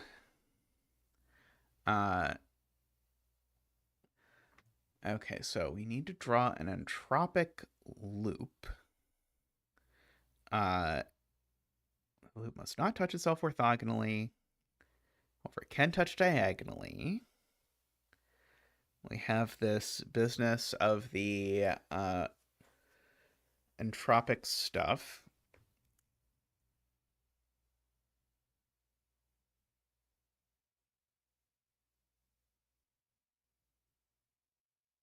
Oh, I see. Oh, I see. Okay, sorry. I misread this. So the crab is going to move n steps. Regardless, the crab is going to move n steps. However, the thing that is the or less than is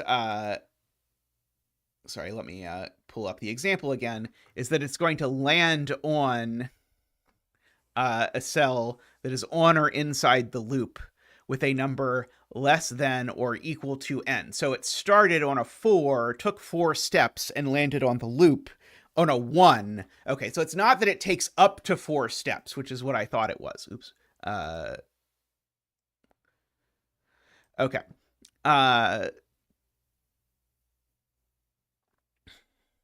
All right. I can prove that the loop doesn't visit the corners. for what it's worth. I also guess I know that this crab has to go this way, right? Let's see. Yeah. Let me prove to you that uh, the loop doesn't visit the corner. So if it does, first of all, that means that this needs to be a 1 because the loop has to cross an omino boundary every step. So that makes this a 1. Oops. However, the loop can't touch itself orthogonally, so now the loop has to go this way and go this way. And so now there's a border here and a border here, but both of these grow, and so they're both part of the same omino. However, that omino can't be two different hyloides at once. So that breaks. So we have as a global rule that the loop does not visit the corners. Now, if you look at the notation here for the crab paths, I guess the notation that is being suggested here is that we use some sort of red circles to indicate where the crab is going. So this crab, because the crab paths can't cross, this crab can't be going left. This crab has to be going right. Let's see, was it? Yeah, it was sort of at least that far. It could go further, but it's at least going that far. Selena said each crab is bigger than 1. Yeah, each crab is bigger than 1 because it can't land on a number less than or equal to 1 in one step. That makes sense. So, so each crab certainly is bigger than 1. I don't think I know that these two crabs aren't in the same thing. I do know that this crab is coming this way because I proved that this cell's definitely not inside the loop. Also, I guess the more than 1 statement is fine. And yeah, that's right. So, in fact, now that we know that the crabs move at least twice, we actually get at least 1 more move. Where is what in the rules, Emma? Okay, and so this crab has to move down and not up, because if it moved up, it could only move 1 up. I'm assuming that crossing a crab counts as crossing the crab path. Yeah,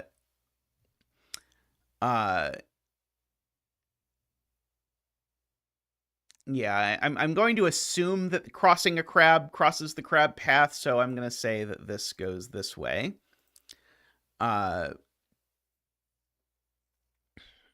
This one assuredly goes this way, which means now this one goes that way. This one is now going to have to go this way.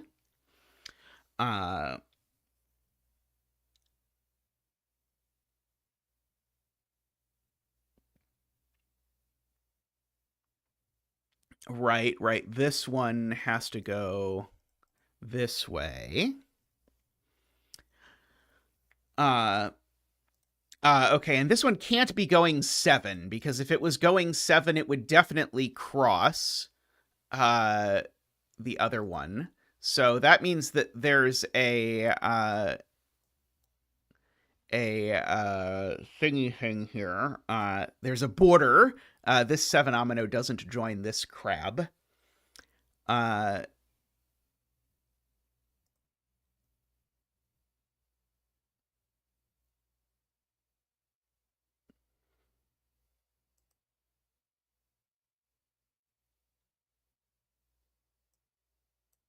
Yeah, the loop definitely visits this cell, because if the loop didn't visit this cell, there's no way that this crab would end up somewhere on the loop, right? Because one of these two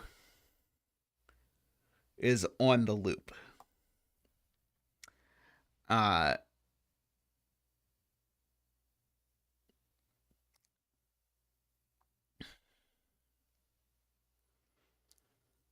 I guess I know that this is only a 2 or a 3. I should probably mark, and I think I know that this is only a 2 or a 3.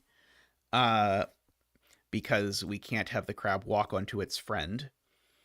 Uh,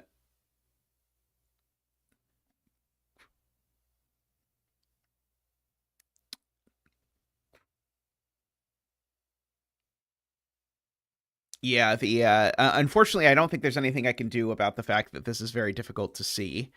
Uh,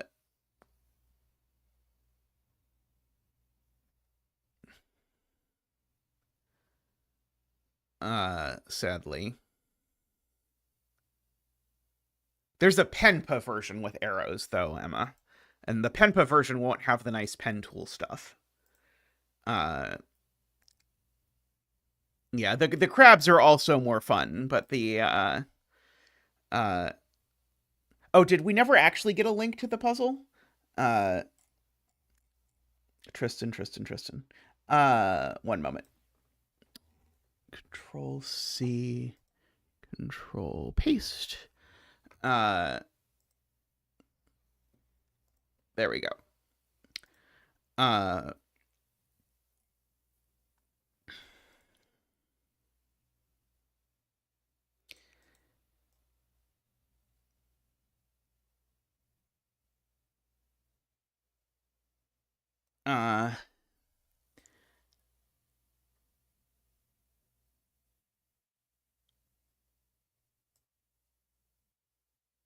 My question is it really possible that the loop goes there? Because we saw that it broke if the loop visited the corner, so we know it doesn't do that. But I'm not 100% sure. That's the wrong link? Oh, it is the wrong link. You're right. One moment. Please hold. Uh,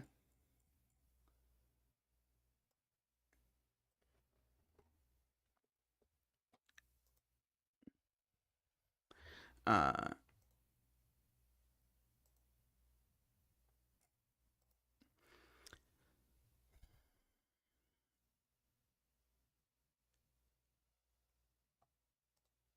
2 or 3.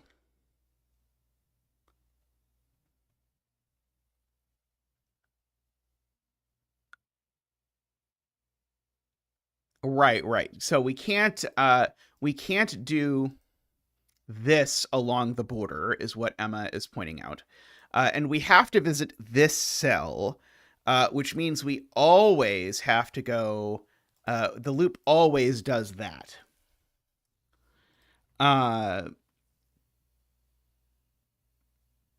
So huzzah, I suppose.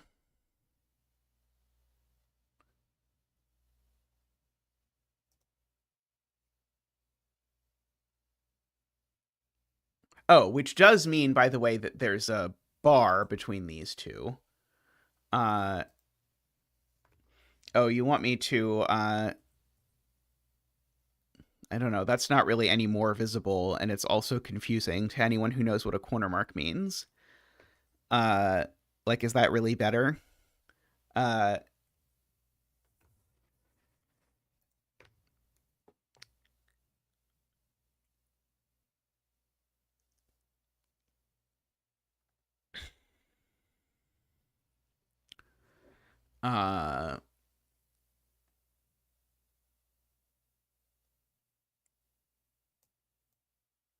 Yeah, the crabs can start outside the loop.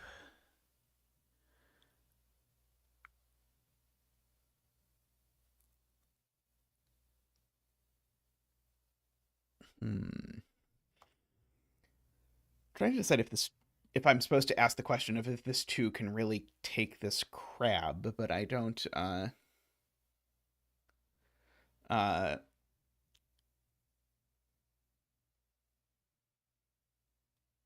don't know.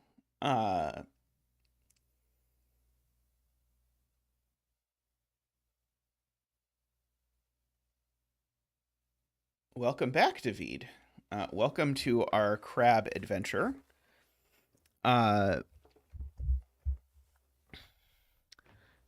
I would try and summarize the rules for you, but I'm not sure. Believe it or not, they are pencil marked 2-3. It's just that the image of the crab is so dark that it makes it impossible to do that.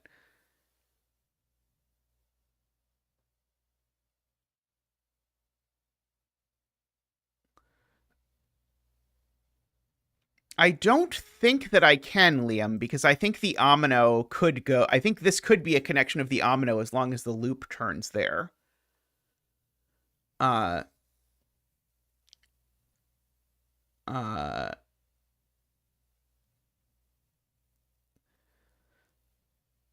okay. Selena believes the loop has to take this.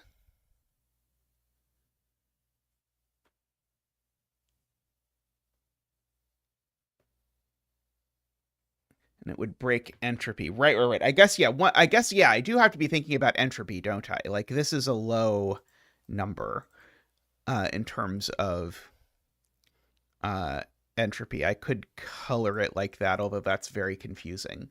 Uh, but I suppose it makes sense. Uh,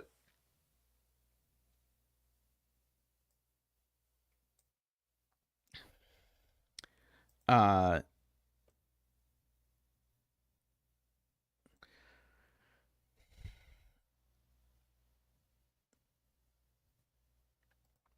in the recommended notation, they do not use colors for things. So you see, they do have blue touching blue. They have used now.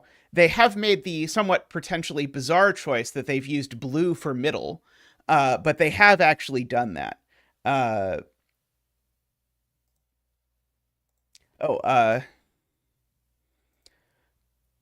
Carl has kindly provided a version of this puzzle with arrows that also is Sudoku pad friendly that maybe we should attempt to use. So we just have to copy over the few things we have, which is that, for example, the loop doesn't visit these. This crab, we know walks at least this far this way. This crab walks at least this far this way. Yes, thank you very much, Carl. This will probably make life much nicer because now these are a 2 or these are 2, 3 and are blue.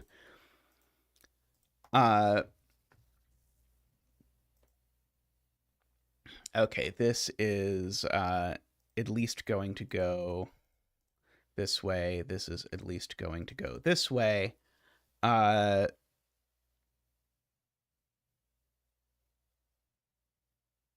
This is at least going to go this way because of that.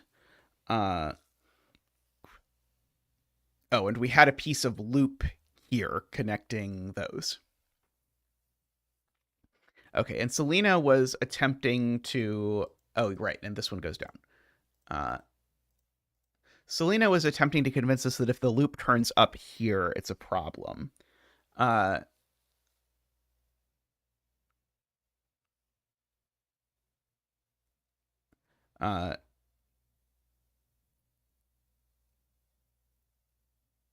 Oh, right, and this needs to land on... Right, this needs to land on an omino of low that has a 2, 3 or lower, right? So this is landing on a low. So if this was okay, yeah. So if the loop turns up, then we end up okay, yeah. So yeah, I can see this now. So if we imagine the world where the loop turns up, it's forced to go back here. And now this is a 2, but now this is a 2 or a 1 because of the crab ending. I'd forgotten about the crab landing on a lower number thing.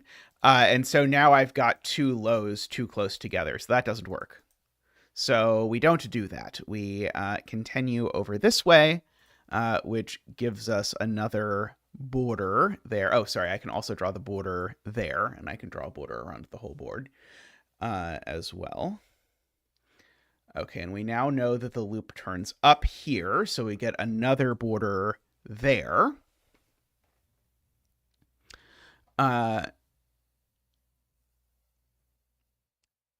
Okay. Ah, right. There was also a border here saying that we don't, that 2, 3 is not the same number as 7. Uh,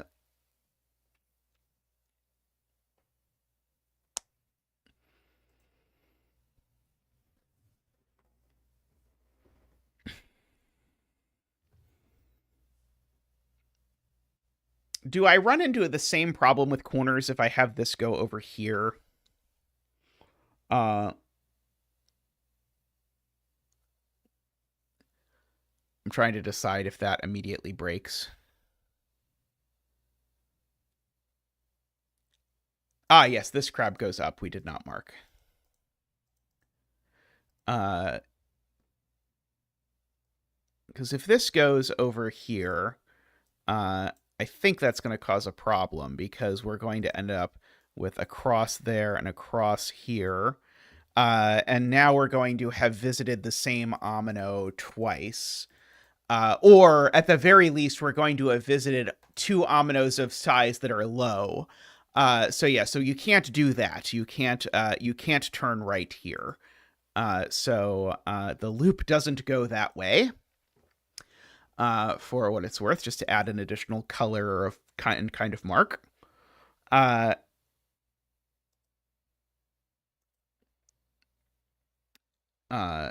Oh, and it can't come back either, because coming back would be touching itself orthogonally. So in fact, we know the loop goes that way.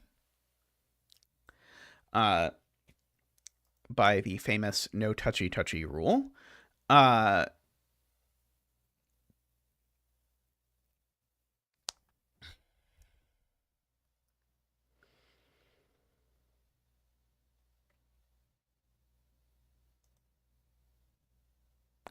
So this crab now can't go down because this cell's outside the loop.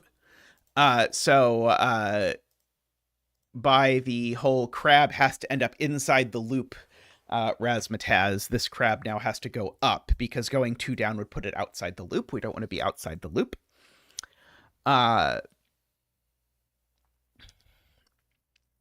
Cha-cha-cha.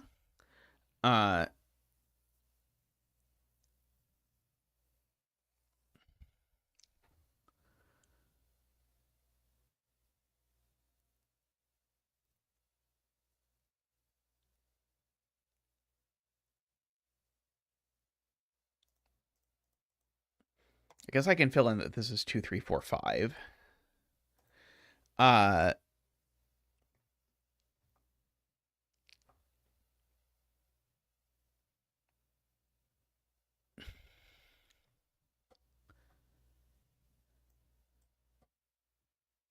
If this omino extends here, does that break in all circumstances? I think it does, actually.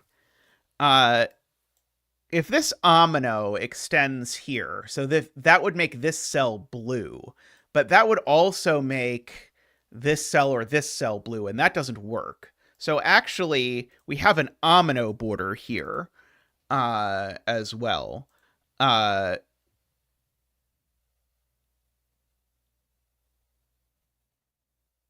What is Liam saying? You know approximately where the low is.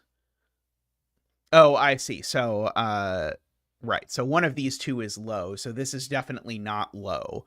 This is medium or high. And so by virtue of being medium or high, it definitely goes up. But these are part of the same omino, so the loop can't continue through there. The loop actually has to go back. Oops, sorry, wrong color. The loop actually has to go back here. And now that this is entropic, I actually now know that the loop has been there. Thanks, Liam, by the way. Now that the loop has been here, I actually now know that this is blue as well. And this is a 1, 2, or 3. Orange and pink are too close. Orange and yellow have a little bit more contrast. There we go. Yeah, the orange and yellow are a little more contrasting. I suppose I know that, like, these are also orange or yellow, although we have to be careful of sort of like what we actually know is in the same omino versus what we don't know is in the same omino, et cetera, et cetera. Uh,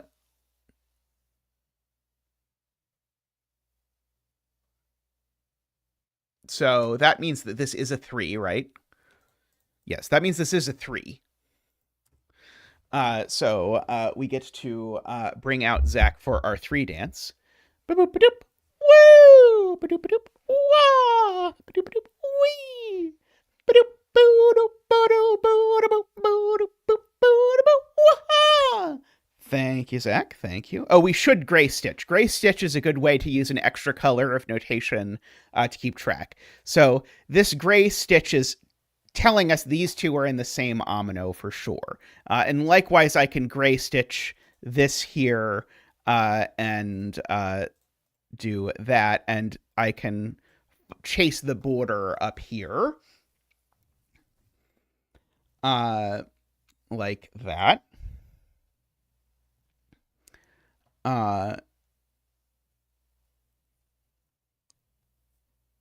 Okay.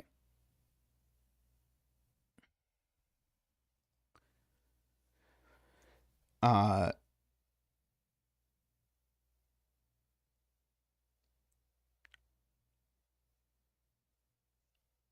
uh, oh, right. These two are not the same by entropic. Got it. Okay, so that's very nice. Okay. So now this can get stitched up further, meaning that this is yellow or orange. This grows over here, and certainly up here. And I get a border over here by the fact that these two are different kinds of entropies. Maybe I should actually color these entropies rather than coloring them yellow-orange. Maybe I should actually give them each a color and color them that and just deal with the fact that I don't know which one is which yet, and we'll eventually color them. Sorry, that wasn't meant to be orange. That was meant to be purple. So this one is green again. So green comes over here. And then this one is purple again. So I don't know exactly how my stitching works. Yeah, we can fix the colors once we find them. So this is certainly a 1 or 2. And this cell's always also green. Because of the fact that it's a minimum of 4, right? Both green and purple are minimum 4. Right, and I can gray stitch that as well. Now these could very well be the same. The loop is allowed to visit things more than twice or more than once. It expressly does that in the example. So multi visits are allowed. Let's see.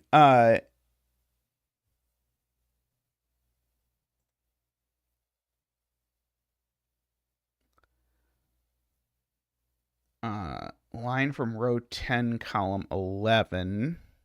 Right. This now needs a blue, and so there's only one place that it could be. Right.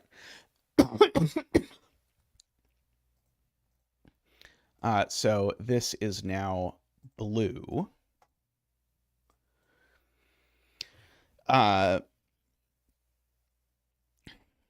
Da-dee-dee-da-dee-da.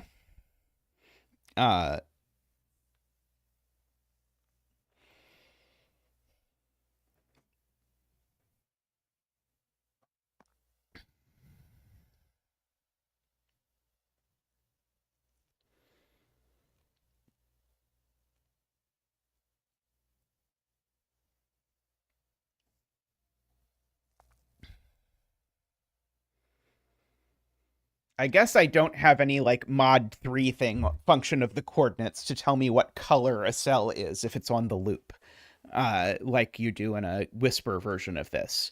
I think I convinced myself last time that it doesn't work that way. Uh, uh,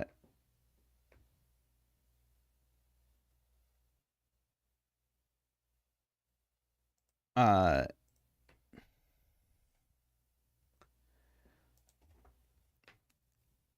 so next we need to go to a green cell.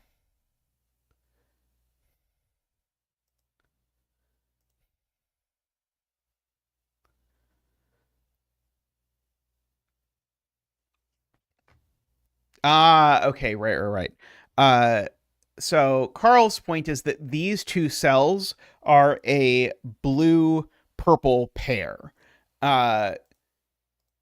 Because the loop needs to go to a purple from here, and the 3 needs to grow because it's not done. And so in particular, that tells me that this cell isn't green.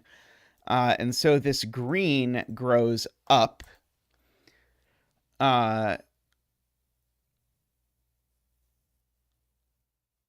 Like that, which extends my border further.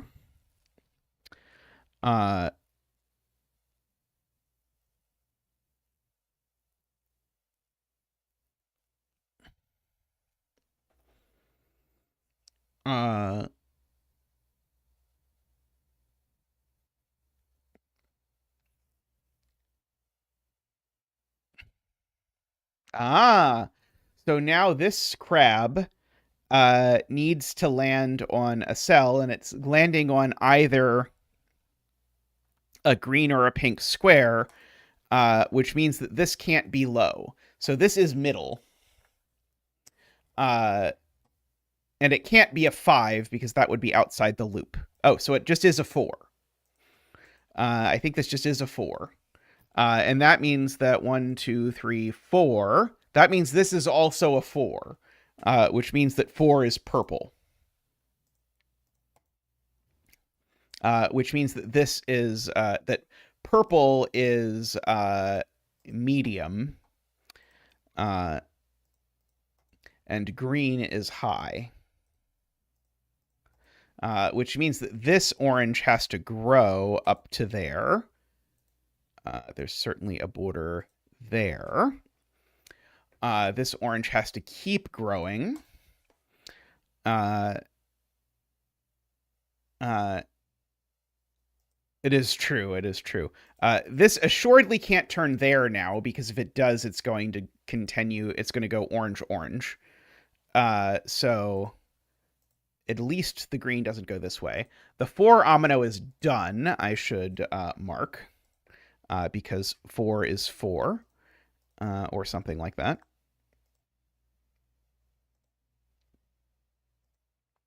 Okay. Oh,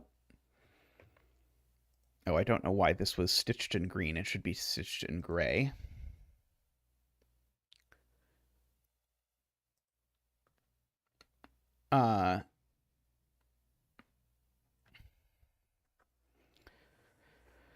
So we need to go from here to orange. Sure.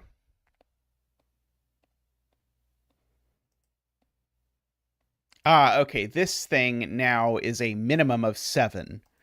Right. So we can keep going, right? Because this number is at least 7. So 1, 2, 3, 4, 5, 6, 7. And Garion points out that's also the maximum.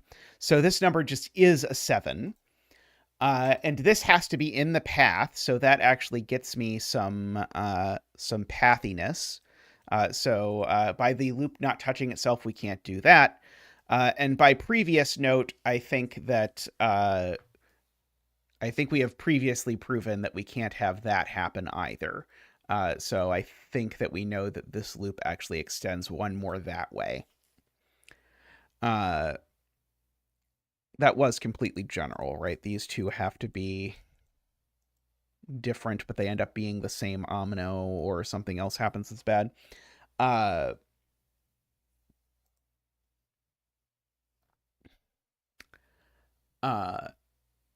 So this now is a maximum of 1, 2, 3, 4, 5, 6. So this one's now a maximum of 6.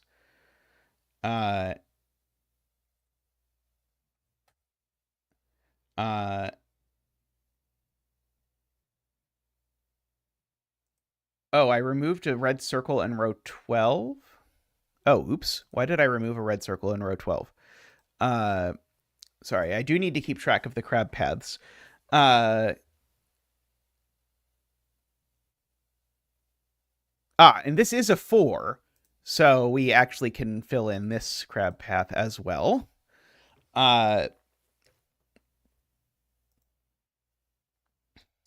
Like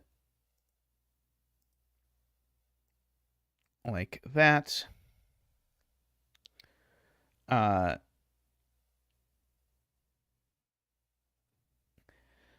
Krabby Patties.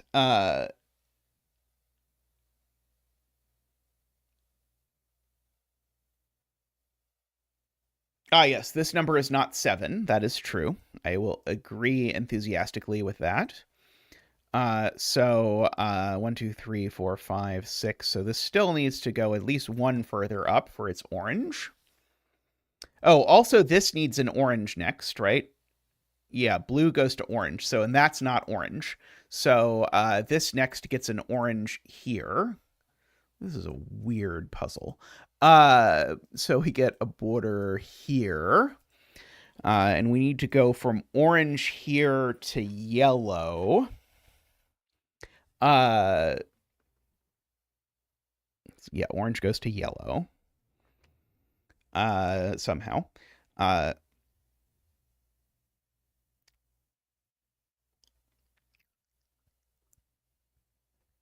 Row 8, yeah.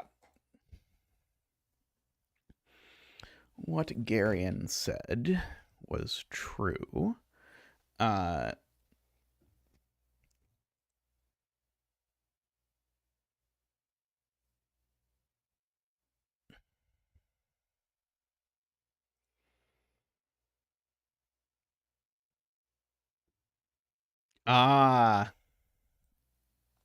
right. So, Emma's saying if this path continues here, well, it can't go there because that would put two blues too close to each other. So it turns up there, but now this cell becomes a yellow 1. That doesn't work. So this turns up here. That gets me a border there, makes this cell genuinely yellow and this cell genuinely blue. And it's a genuine blue 3.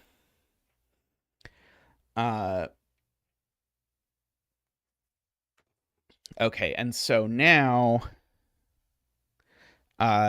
this yellow, if you look at it, is giving me a yellow-orange pair because the yellow needs to grow to one of these two cells, and it needs to go to an orange in the other. And in particular, that means neither of these is blue, which means this really is a 3. And so that means that this crab actually continues up one further and ends there. I don't know how we mark where the crab's butt actually lands, but in this particular instance, this crab's butt actually lands here. So this is inside the loop for whatever weird thing we need that. Oh, and it ends on a blue, right? It ends on a blue because of that being how it works. Yeah, we could X the last space, I suppose. Red X the last cell. 1, 2, 3, 4. 1, 2, 3. 1, 2, 3.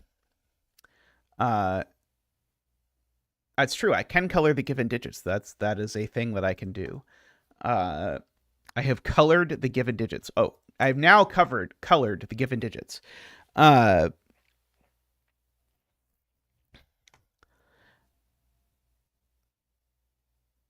Okay. So this loop can't go this way because if the loop goes this way, it needs to go to a blue next, and it can't because it can't turn to that blue for lots of reasons.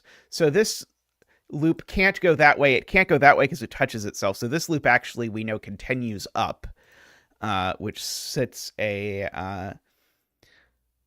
thingy there, creates a border there because they're different colors, makes this yellow, creates a border there.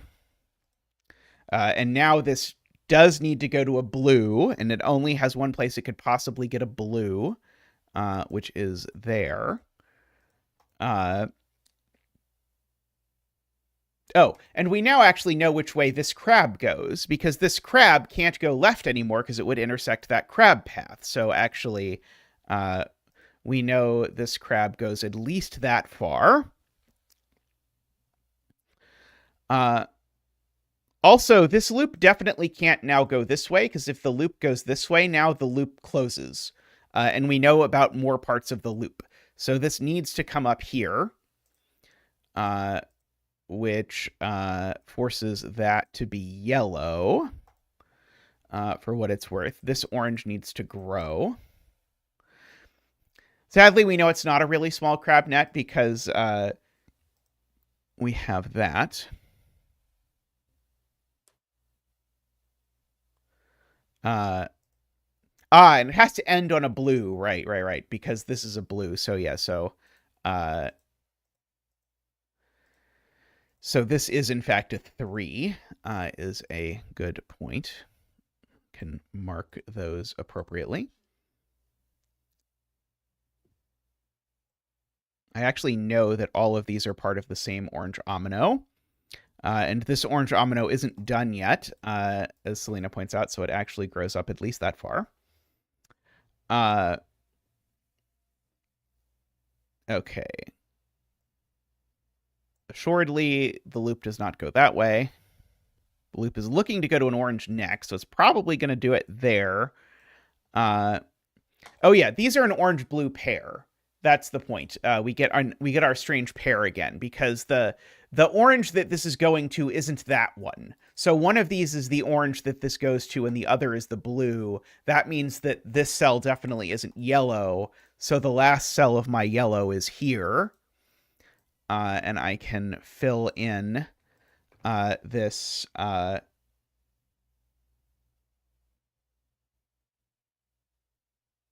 What?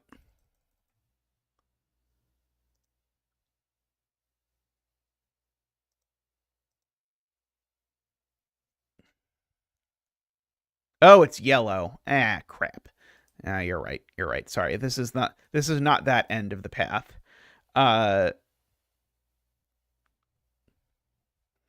I've been following the puzzle or the loop counterclockwise, and then I followed it clockwise, and it turns out it does different things if you follow it clockwise or counterclockwise. I can draw a black line there, though, so that's something.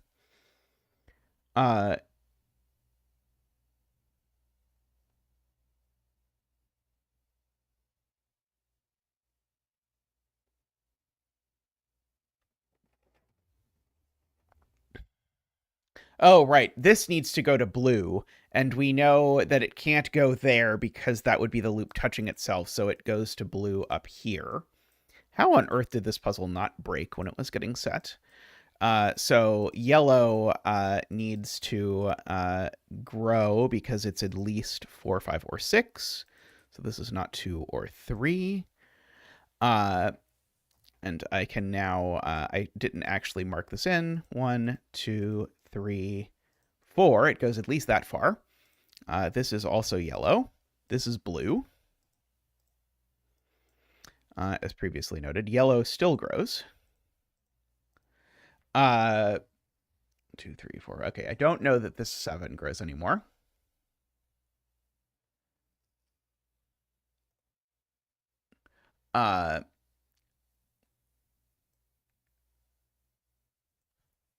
Okay.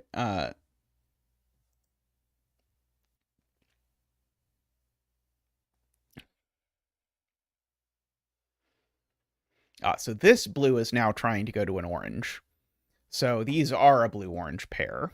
Oh, sorry. No, I don't know that because I don't know that this isn't a 1. I do know that this is a 1. Shame of shames.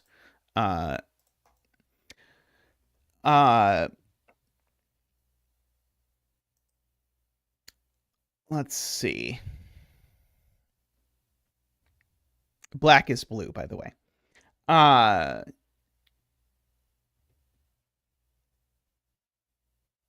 Oh, and it's a red. This is a red X, right? Because it is the end of the path.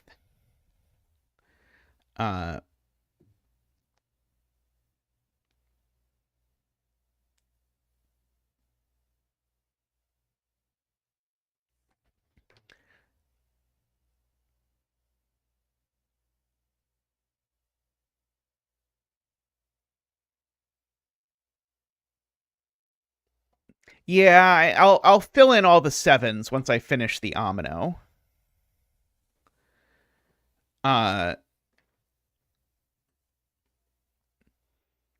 Like, I haven't filled in that these are 4s either.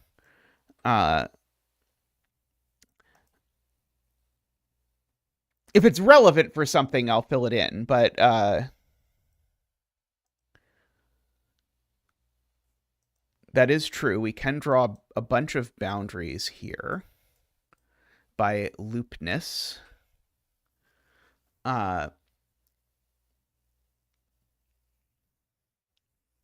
This number is at most a 7. I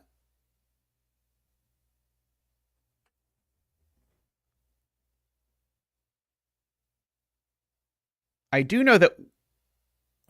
Do I? I was going to say I know that one of these two is low, but I don't think I quite know that, unfortunately. I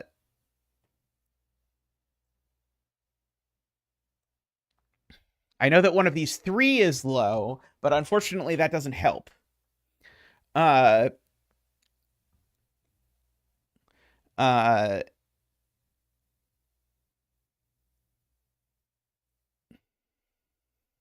top corner must have a low in it somewhere.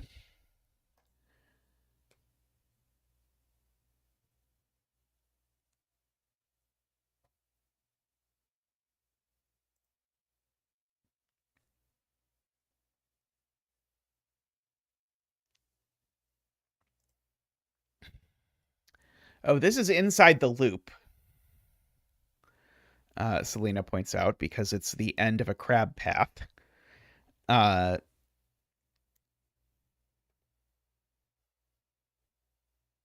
don't quite know what to do with that, but it's true.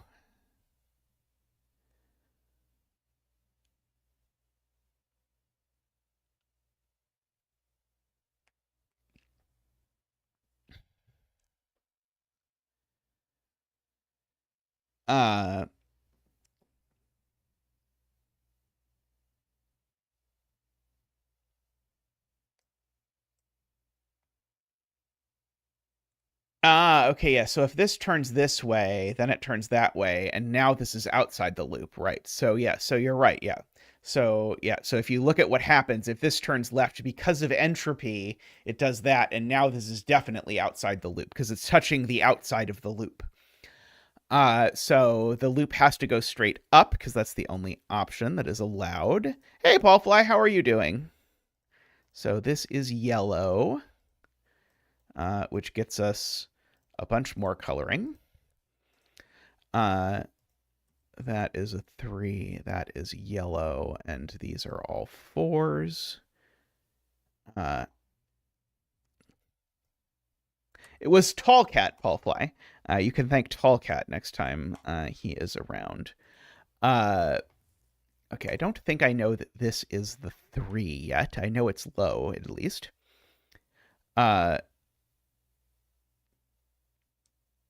Okay, so the loop can't turn there.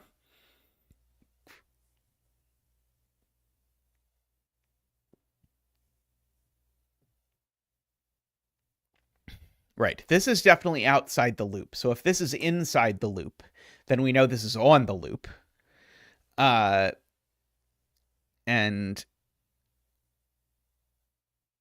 I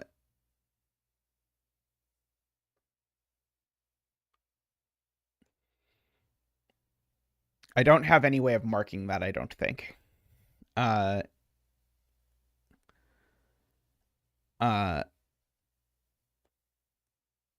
It is these are a yellow-orange pair. That's actually useful to mark because, again, the yellow needs to grow and it needs to get to an orange. And so the 3 actually finishes here, is a useful thing to note.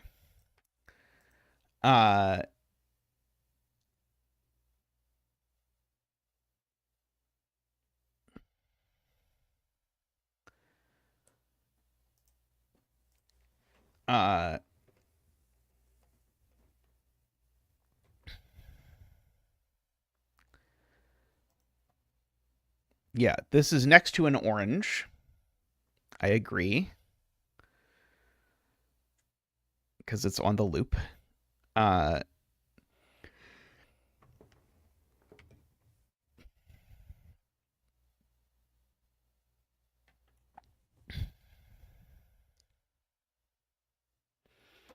Yeah, I usually fill in all the numbers in a cell when I'm done, unless I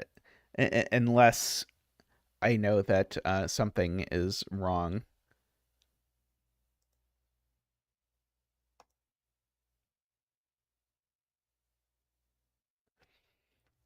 Row 8, column 8. Sometimes if I need to mark that I know things are in the same omino, sometimes I will number them.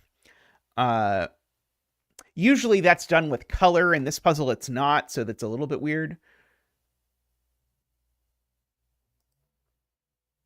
So up to entropy to the crab landing.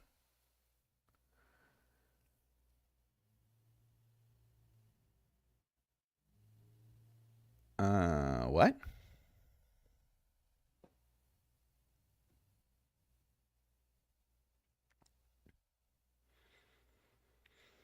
Oh, is it because if I came here because I come here, I would be obligated to do that, and then I would end up with the wrong color? Is that what you're saying, Emma? I think I believe that because this is inside or this is on the loop. Uh oh, but yeah, we could leave and come back some later time in some complicated way. Uh right, it's only diagonally touching. Uh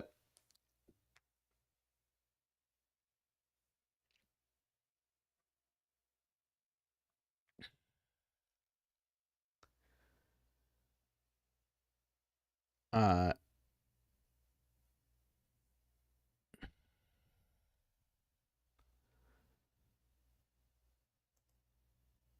why can't it enter from an orange from the left?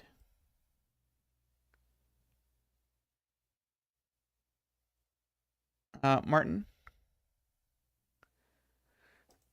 I agree one of these two is orange. Uh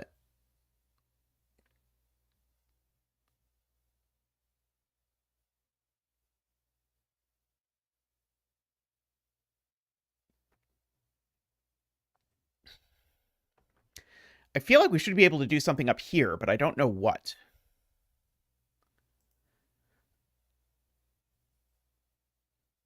But I feel like I should be able to force that like one of these is not blue, but I despite my efforts, I have not been able to prove that one of these is not blue. Uh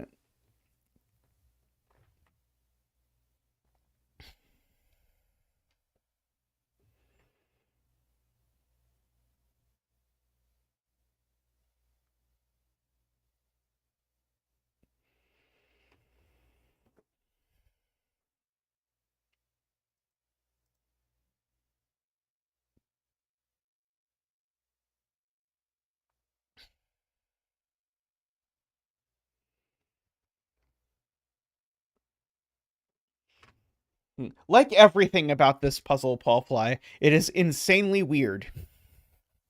Uh but it's not weird in a bad way, but this is the weirdest puzzle I have done in quite a while.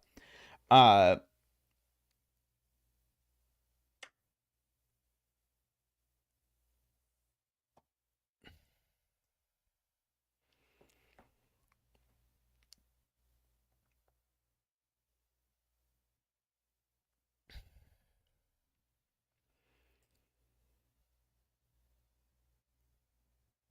uh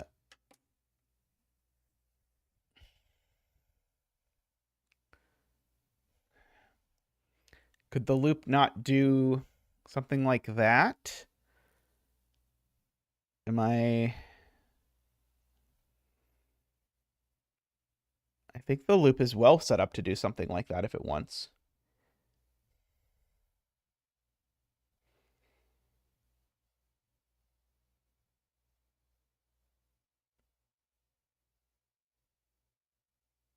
Which yellow?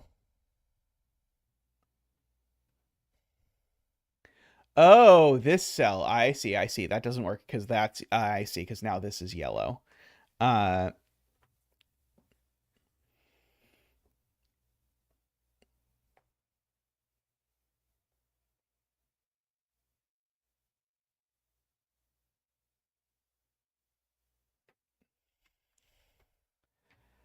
uh So you're saying basically this cell isn't on the loop because if this cell were on the loop, it would be a yellow 1. So basically, you're saying this cell is not on the loop. And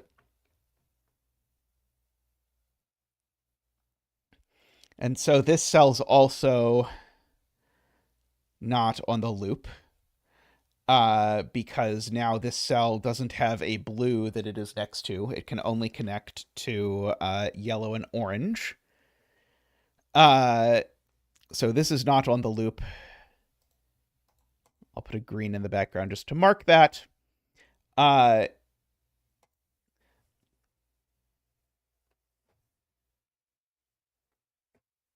So now this can only be on the loop if that is orange.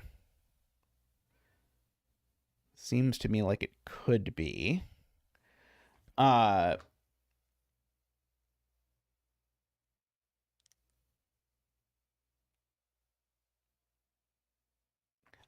the point is now Emma's point is I can't do this combination because if I do this combination, I'm now obligated to turn back and then the loop touches itself orthogonally.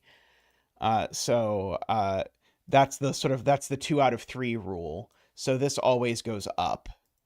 And so that tells me this is yellow or orange. I think I know what it is, but I'm not 100% sure. I think it has to be orange, right? Yeah, just because of the fact that I actually know.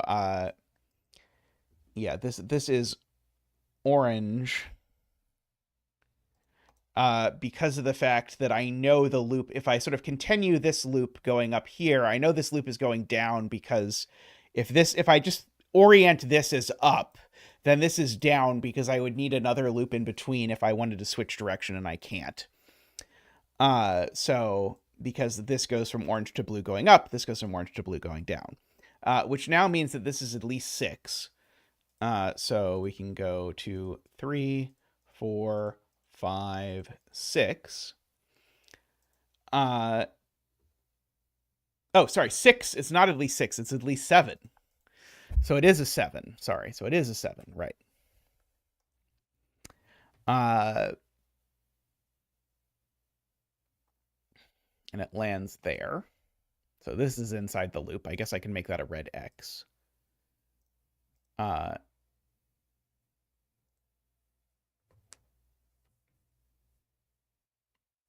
yeah, this is definitely on the loop.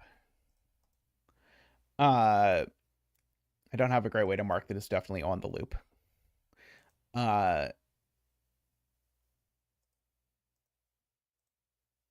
If only I could put a green circle underneath a red X.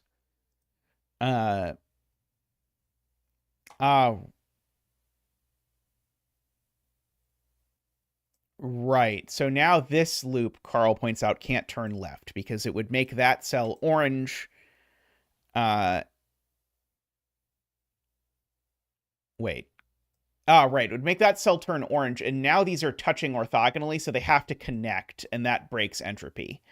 So yeah, so this gets sort of shoved up by virtue of that, which does make this orange, which makes this yellow. I can draw a border there and a border there.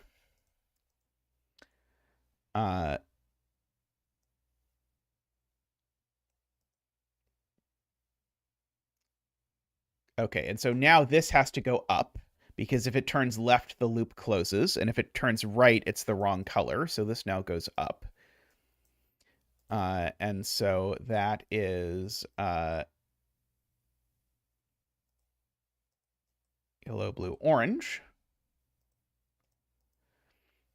It is true, this yellow expands. Agree.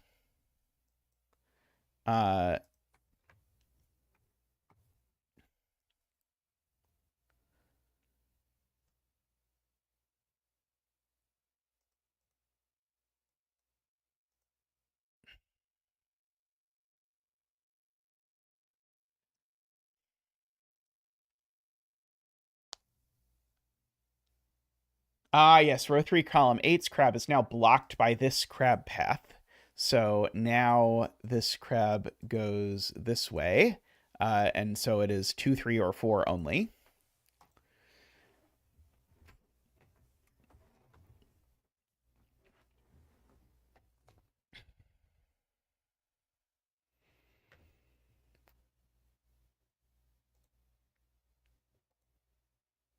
Okay, yes. So right here is forbidden. Left here is forbidden because of entropy. So this goes up, Garion points out, which I agree. And so that makes this blue. So the orange does grow. And I think that's going to... oh, I guess, sorry. I don't know that this is 1 omino. There we go.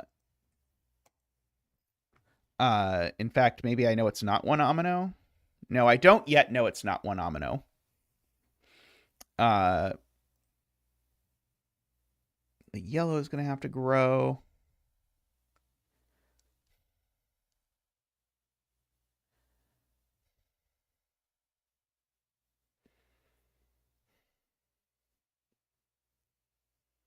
Oh, right. Okay, so yeah. So, sorry, crab paths can't touch, so it's certainly not 4. Uh, if it's 3, uh, the crab paths are allowed to touch. They just aren't allowed to overlap, right? So if this is a 3, it would just make that a 4, right? I think that's okay. Unless I have misremembered the rules, which is very possible. Oh, right. No, it wouldn't make that a loop cell. It just means it would be inside the loop, and it's definitely inside the loop. Crabs don't have to land on the loop. They only have to land on or inside the loop. And that cell is definitely inside the loop. But it is blue. I will, I grant that for sure. And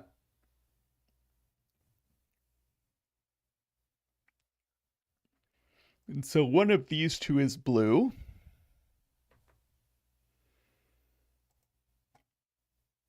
Yeah, this definitely can't go left. Oops. Yeah, and it's looking for yellow.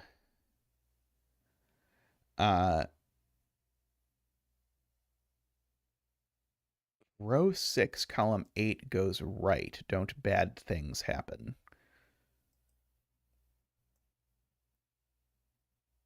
I mean, it's certainly true. This can't go right.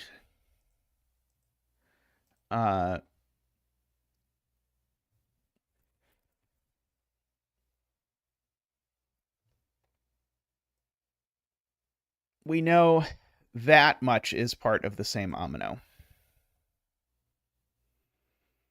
Because it's a minimum 7.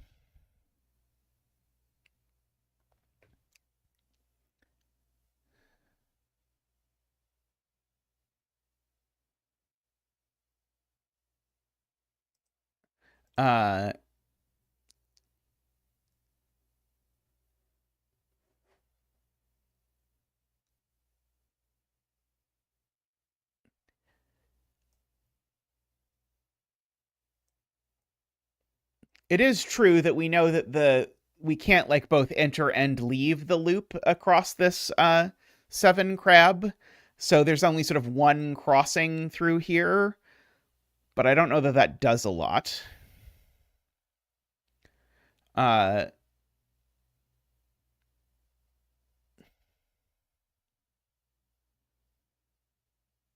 It is true. This is a different orange omino than that cell, for example. These two are different orange ominos, but they can touch. So I already know that there's 2 orange blobs. Because that orange blob is different than this orange blob. But I don't know quite what to do with it. I agree it's very tempting to think about it, but every time I think about it, my temptation leads me to thinking about things that aren't true.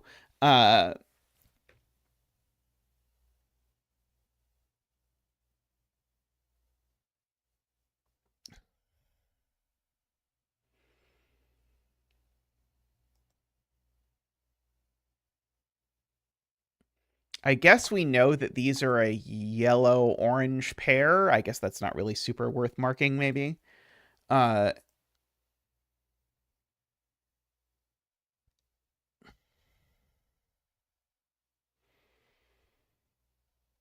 oh, I see. I see. So the point is that that the crab can't turn left, because if the crab turns left, then the crab goes from being on the loop to being outside of the loop. And then has to go back to being inside the loop again. And the net doesn't let that happen. So that extends up. And is it going to have to extend all the way up to here? It is, right? Because I can't... yeah, I think this is going to have to extend all the way up to the top, right? For that same reason. No. People say no. So then was it not even true that it has to go up? Was Liam just wrong? Oh, it's just inside the loop. I see. Uh,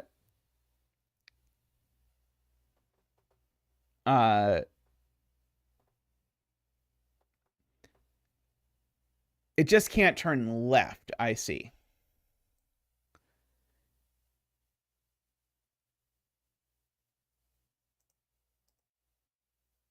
So let's see. That's outside, inside, outside. So yeah, so... Right, so that's the inside. Okay. So it does have to go up one spell, which does make this cell yellow, which does make this cell orange. And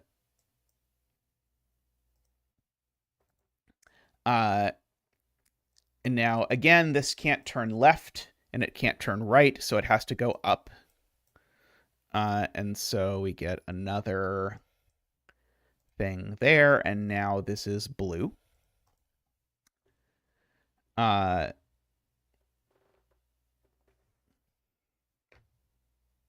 now this can't turn right because I'd have two blues connected to each other, and it can't turn left because of the out-in business, so that has to go up one more.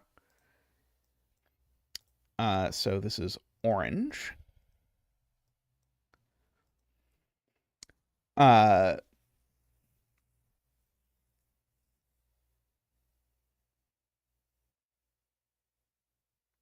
If it turns left, it pushes the crab out of the loop.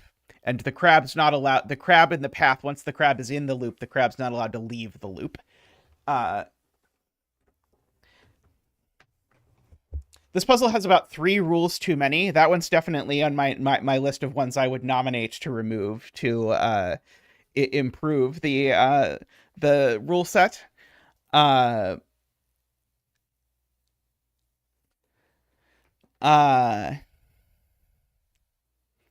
But also, it's generally not a great idea when a rule doesn't show up in the puzzle at all until an hour into the solve. Yeah, exactly, Liam. Exactly. Yeah, that makes sense. Yeah, so we have our same story here. This now can't go either way, so this goes up, which makes that yellow. This assuredly can't turn left. It can turn right. Yeah,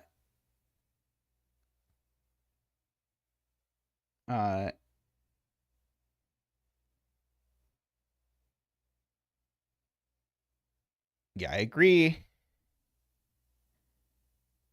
Wait, can this go left? If this goes left, it connects. Oh, yeah, that doesn't work. Yeah, so this can't go left either.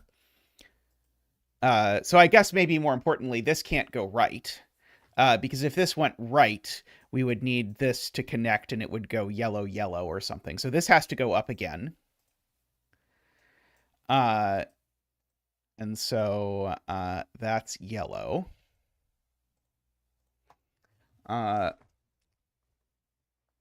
This can't turn left. It can maybe turn right if they bounce off each other appropriately.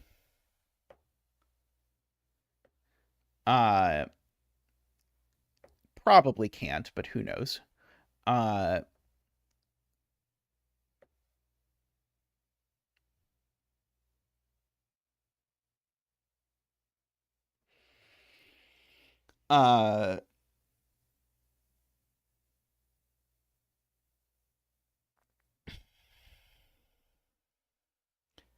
Garion says if this is a 3, then row 3, column 11 and 12 are both blue and don't have enough space.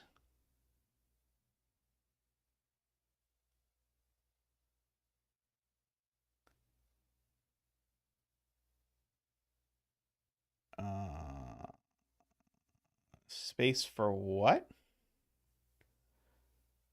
Oh,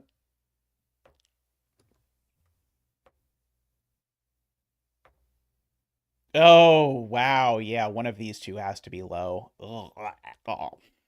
I have to say the graph of my enthusiasm for this puzzle has really tanked as we've gotten into this part of the puzzle. But yeah, I agree with that. If this is blue, then it makes this blue, which makes this blue because it can't grow through a blue and become bigger. And so now the question is, both of these are big, except as soon as this one is big, this one's not big. And as soon as this one is big, this one's not big. So it doesn't work. So this can't be a 3. It can only be a 2, which means that this cell is certainly blue.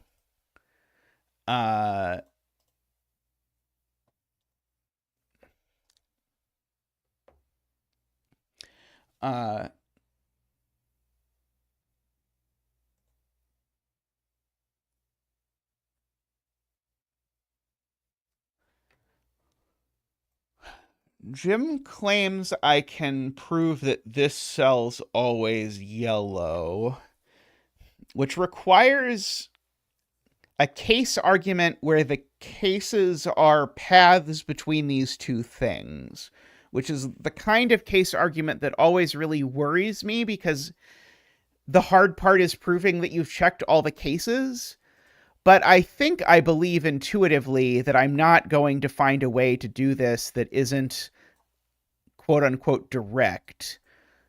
And if that's true, yeah, if I can't leave this 3x3, which I don't think that I can, because yeah, there's just not, because of this piece and this piece trapping it, I think there's just not enough space to wiggle.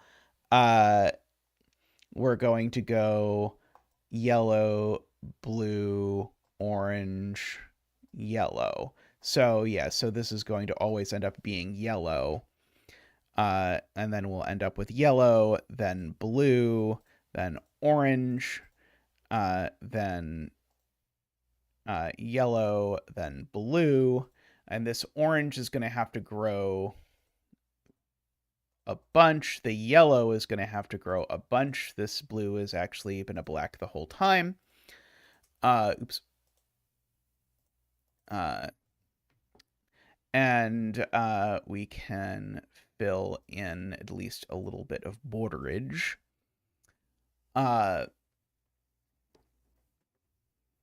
Okay, so this is now going to connect to an orange. So the orange it connects to has to be here, because it can't sort of go there. So that's going to be an orange.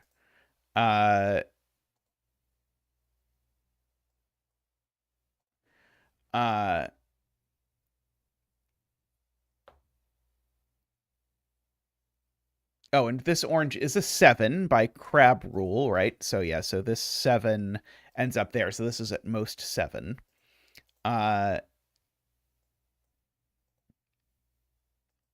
So then an orange-blue pair. But if that's the blue, it breaks horribly, right? Because now I'm going to have 1, 2, 3, 4, 5, 6, 7, 8, right? So yeah, so I can't. These two can't be the same orange. So that's the one that's blue. And that's the one that's orange, and my orange grows out like this. This blue is black. We can do that. We can do that. So now this is a 4. Now this is an X. This is a 1. 1, 2, 3, 4, 5, 6. This is our last cell here of my 7. Over here.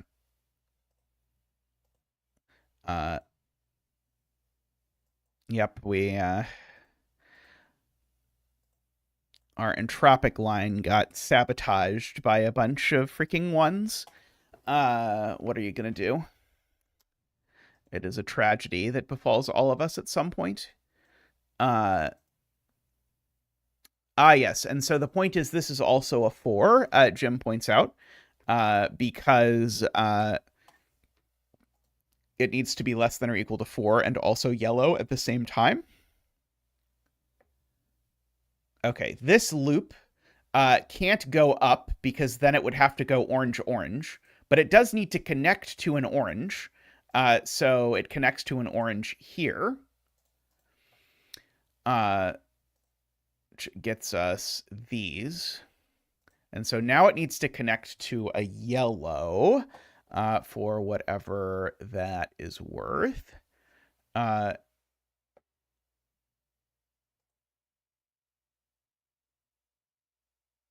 Row 6, column 12 is on the... right. So this loop needs to connect to a blue from here.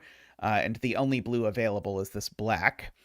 And now it needs to connect to a yellow from here. So the only yellow available is this one. And now it needs to connect to an orange, but it can't connect to this one because that would be touchy-touchy, and we're not allowed to touchy-touchy, so we have that instead. So now we finished the loop over there.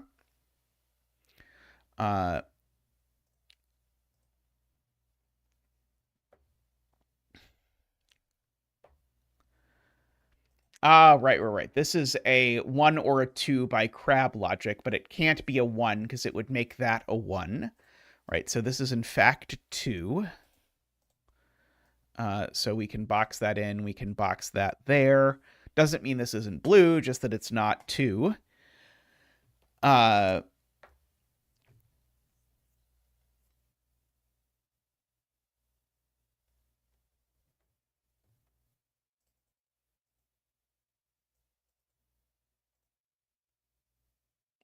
Oh, this is for sure 2, but it could be 2 there with a 1 there. Got it. Yeah.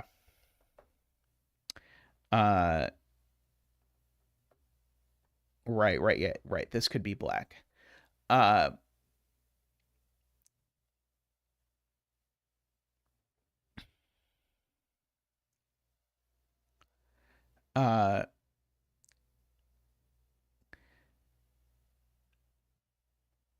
Okay, this can't turn right anymore because if it does, it's forced to then turn up, and now it's forced to close no matter what happens. So this needs to go up.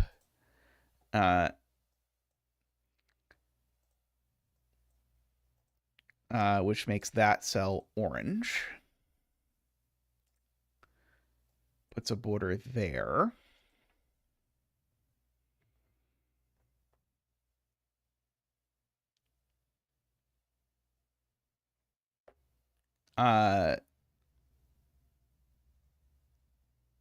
The still can't turn right. That's even worse now. And turning left is also going... Actually, wait, no, turning left is possible? I think?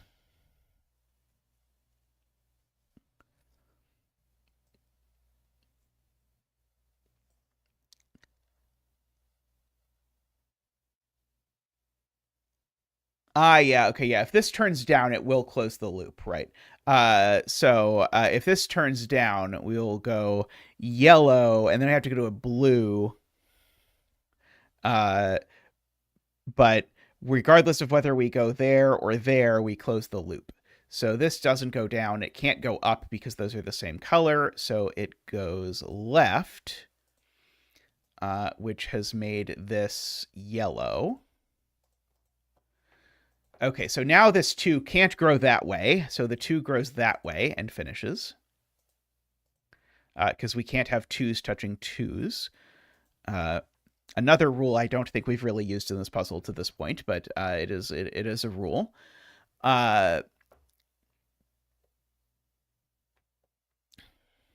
Okay, now this blue can't go down, or this loop can't go down again, because if it goes down, then we again close the loop. So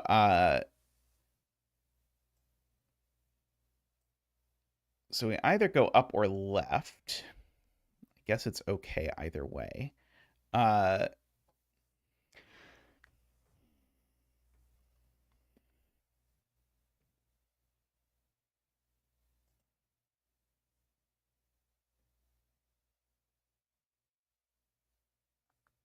Right. This can't go right without getting trapped, and it can't go up without closing the loop, so it has to go left.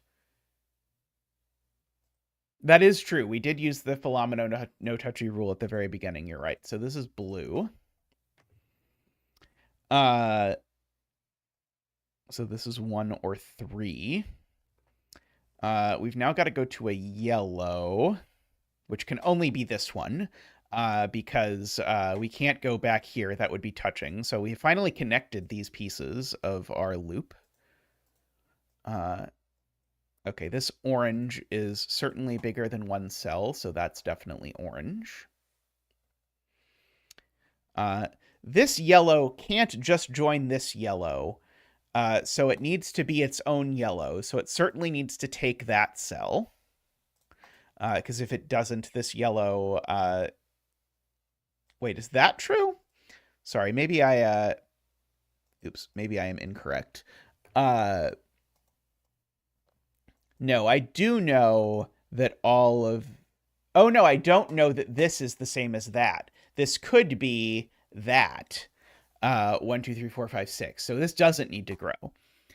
The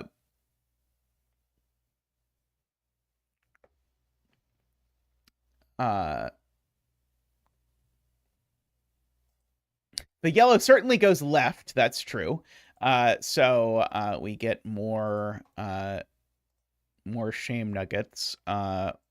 This orange grows over here, for sure.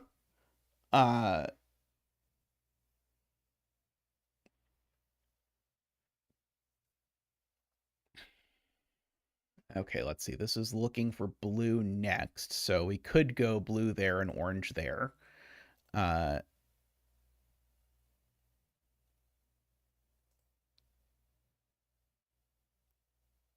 see.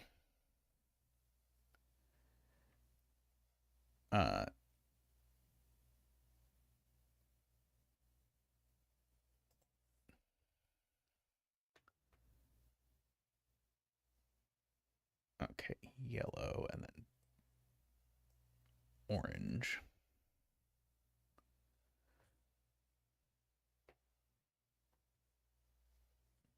Right, row 1, column 6 is on the loop, and I now don't have any wiggle room for how I get from here to here. So we can still sort of say it's always going to take 3 total moves. This is always going to be yellow.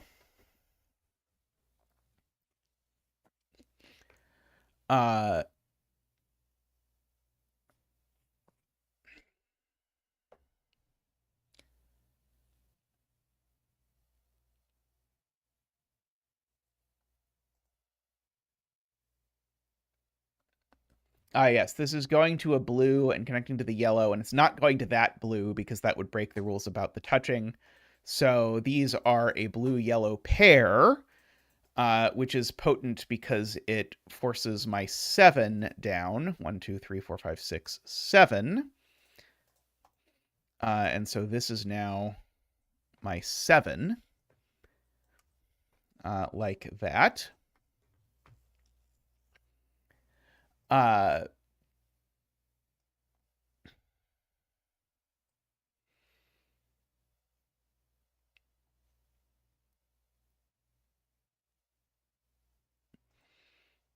So now this loop can't go up, because if the loop goes up, I'm going to make this a 1-cell orange region.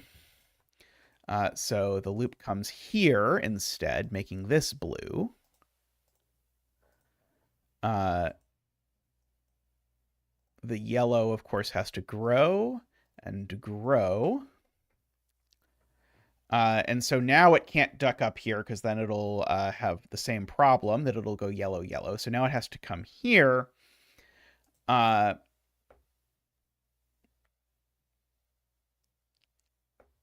now it has to come up here by our previous note and then go that way and that way.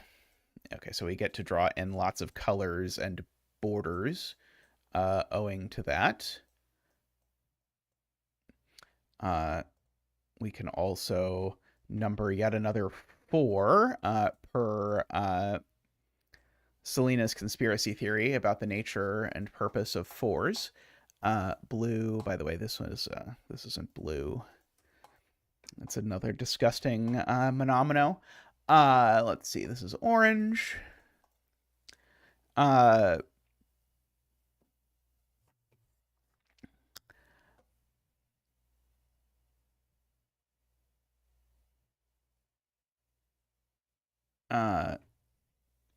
Yeah, it's sort of what the rule set kind of encourages. Yeah, so this is a 2 or a 3. Agree, because we can't go further.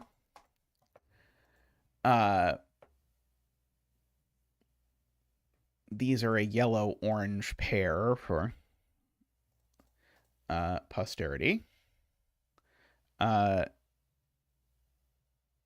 Right. And so because these are a yellow-orange pair, this can't be a 2, so it must be a 3, because this will not be less. So that will be blue. So this will be a 1, 2, 3.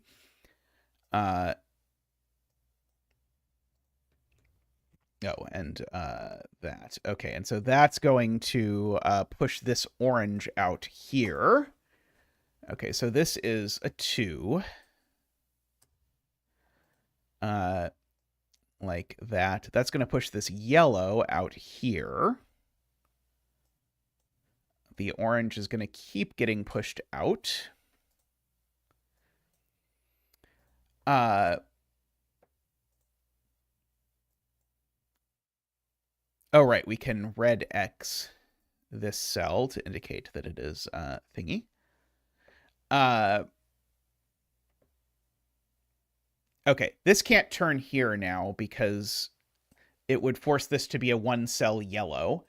Because if it came here, this would be yellow, and then it would turn, and that would be blue, and this would be that. So we have that. Oh.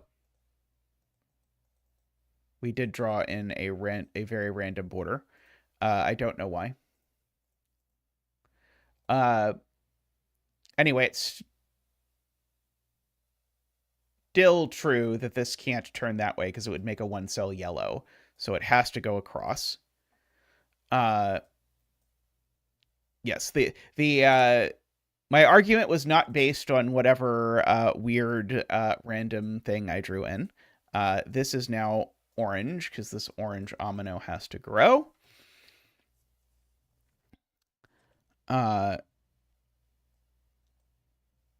Okay, this turning here would make some amount of theoretical sense, I suppose.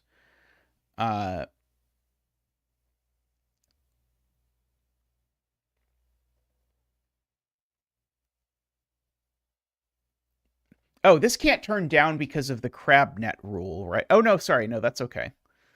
It is true. These are a yellow-blue pair.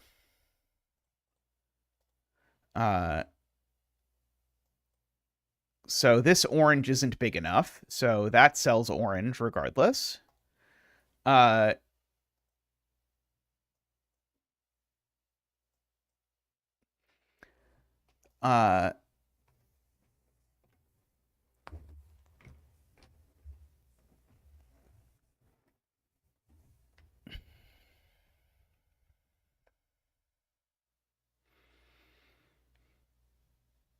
Yes, this yellow assuredly has to go here because of the the thing, and it has to take that cell as well. And so the loop has to go here, making this blue. And now it has to go to an orange, and it can't go to that orange. So it goes to that orange.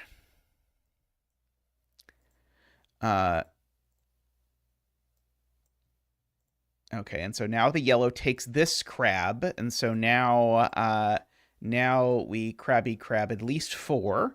If Selena is to be believed, it will be exactly 4. Oh, we can finish our 3. There we go.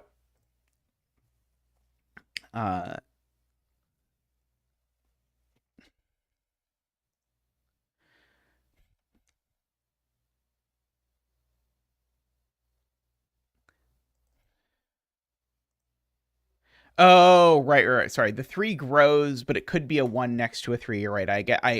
That one gets me every time. It got me over here. It's gonna get me here too. Yeah. Right. It could be a 1 next to a 3. Right. But yes, Ubon crab puzzle, definitely what everyone is asking for. Give the people what they want.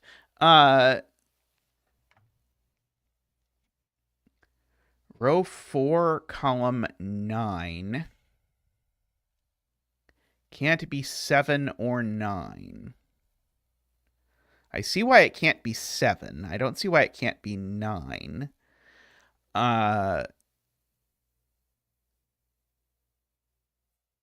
Okay, the loop is now going to yellow, right? So the only place it can go to yellow is here. So that is helpful. Oh, that is such a math pesto deduction, if that's true.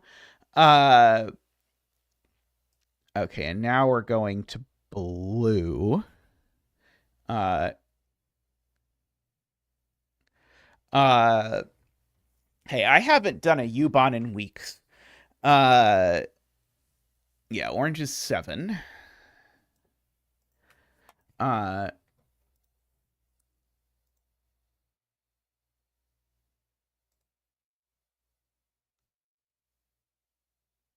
Let's see. I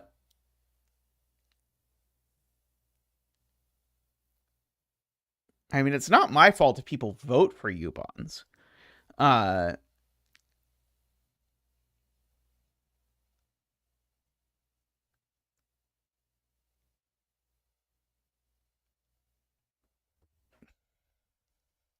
People used to vote for Ubons. They haven't been recently.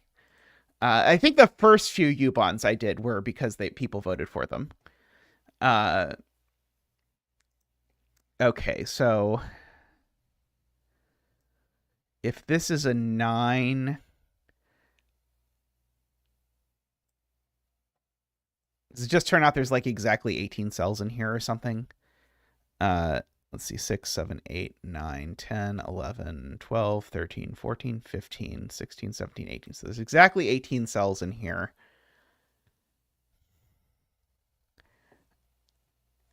So if this was a 9, and there's nowhere I could sneak in a 1.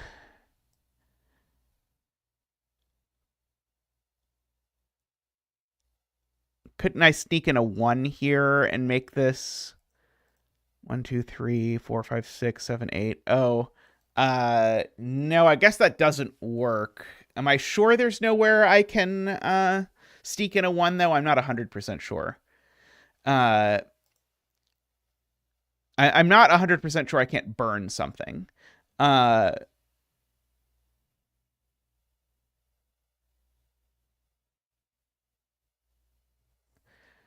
Okay, let's stitch some more. So that stitches there. These, of course, all stitch. And that stitches. So just from up to 1, 2, 3, 4, 5, 6, 7. So this is definitely a 7 or a 9 because of these two. So this is a 7 or a 9. Uh,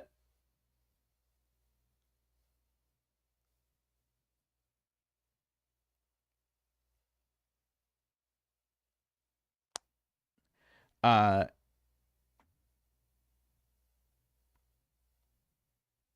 and the top one is 8 or 9.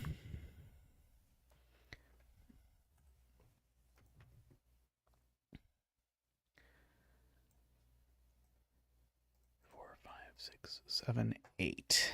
Yeah, okay. So yeah, if these joined, that doesn't work because we would need to yeah, if these joined, we'd need 2 more cells and it would be size 10, and that does not work. Uh, so therefore, I agree that this does join down here and become a 9. Uh,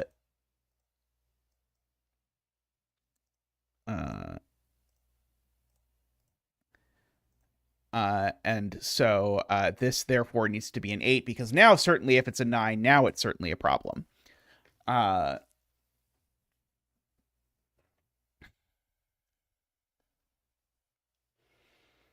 So all of these are also part of the 8. So there's one stray cell floating around somewhere.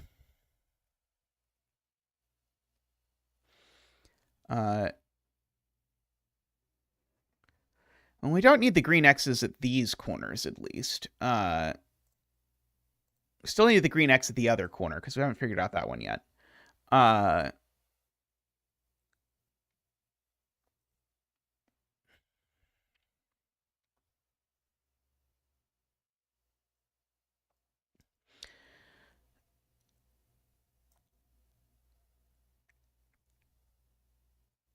Yeah, right. The yellow definitely grows here. Because now I can't take both of these, Emma points out.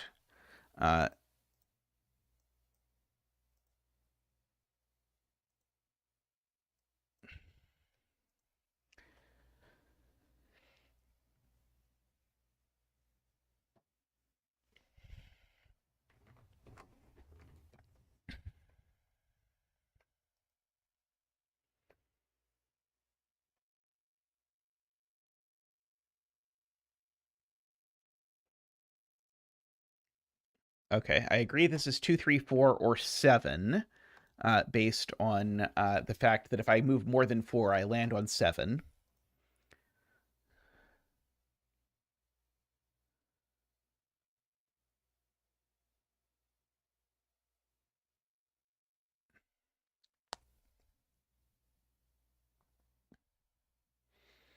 Yeah, 7 doesn't work because it would cross a path, and the paths aren't allowed to cross, so this is 2, 3, 4.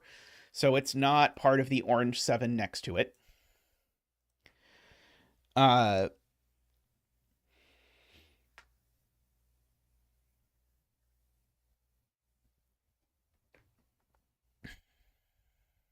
so this, in total, this yellow needs to be a minimum of 9, because it could be a 4 and a 5, because they touch. We could take 1 over here, so that would be 1, 2, 3, 4, 5, 6, 7, 8. So the yellow needs to grow 1 more for sure. Agree, so that pushes this orange down here. Like that. Okay, and so now we finally know that this connects down, because it needed to go to a yellow.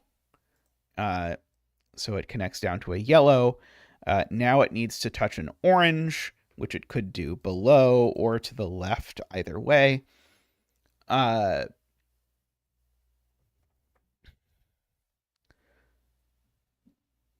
If it does go below, then it also touches the 3. Oh, no, that doesn't work. That doesn't work. Okay, so if, follow me on a journey for a second. If this goes down, it now needs to go to a blue, so it goes down again. So now it needs to go to a yellow. That yellow is here. But now it breaks. Oh, right. I think we even had a green X down here, but I think that's right. I think we proved this earlier that there was a green X here, but I think I got rid of the green X because I thought I wouldn't need it. Yeah, I got rid of my thing because I thought it was unnecessary. Okay, so that's orange. And so this, we know which way it goes now because it's surrounded by orange. So that's blue. Although I have a bad feeling it's going to be the bad kind of blue. Okay, and so now we need to go to yellow, either up or down. I don't know which yet.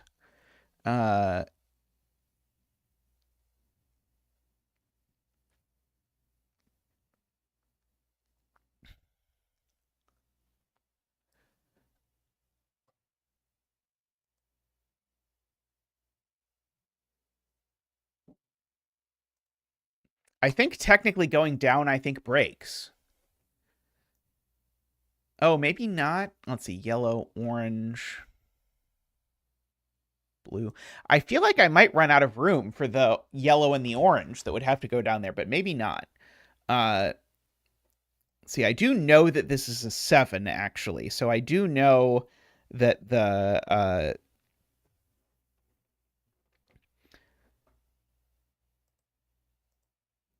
there's only one more orange in this orange.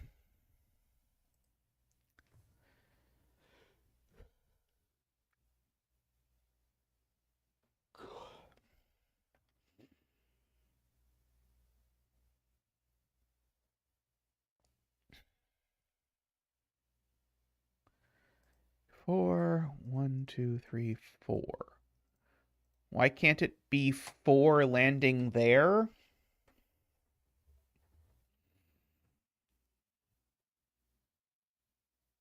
That's definitely inside, right? I think the cell's definitely inside.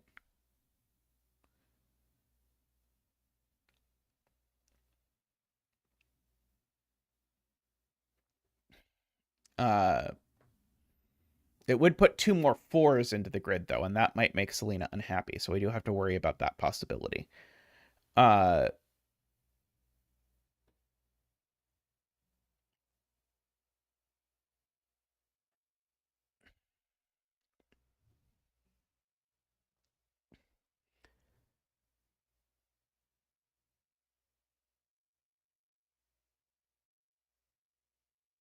do agree that eventually the loop has to make it to column 1. Uh,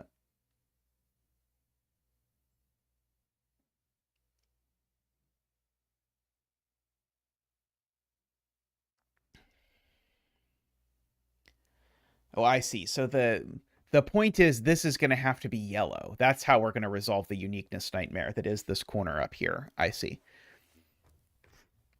I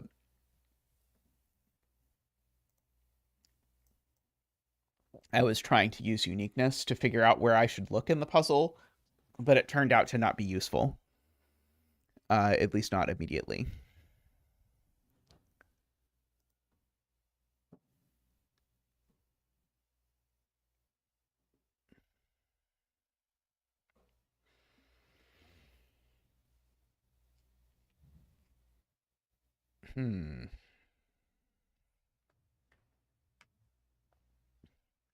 What else can we do with our lives then? We know this crab is crabbing down.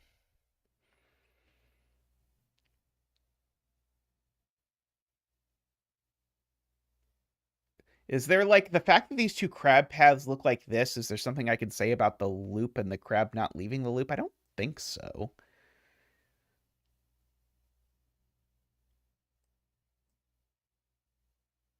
I think I know the loop doesn't do this, at least. Although that is like the tiniest of deductions, but I don't think the loop can do that because I think it creates an orange that's too small. Uh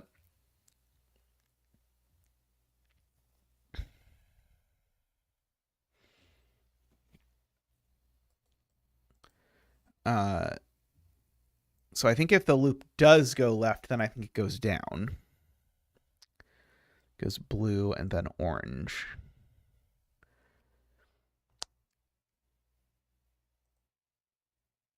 Let's see. What else have we?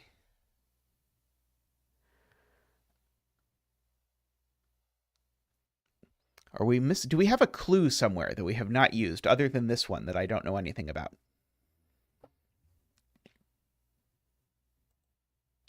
This end of the loop has to find a yellow.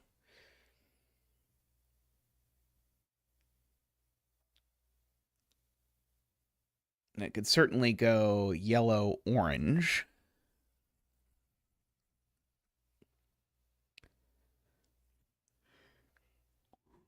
For example. Hmm.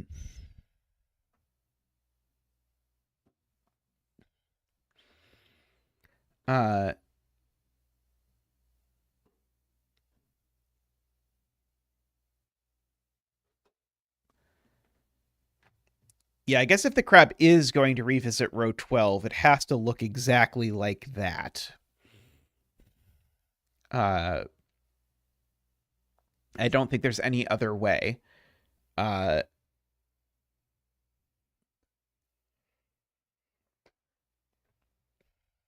see, Emma says this is a max of 5.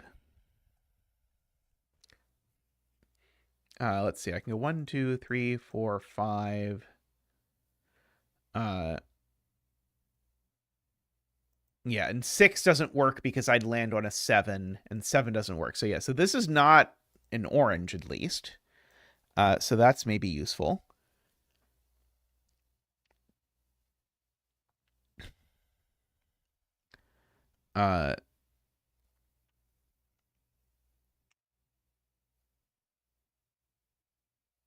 Is that supposed to... Oh, it's telling me the loop can't go up. Because if the loop goes up, there's no oranges it can go to. That's the point, because this can't be orange. I see. So the loop can't go up, the loop can't go straight, so the loop goes down. So that cell is yellow.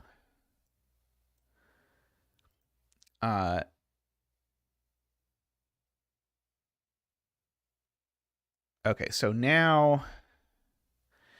okay, so I bet the reason for this given 7 is because now it breaks if I go down and left, because now I have an orange that has to join this orange, but it's the wrong size. It's not 7 in size. So the loop can't go down. The loop goes this way. So that is an orange. That's a yellow. So certainly that cell's also yellow.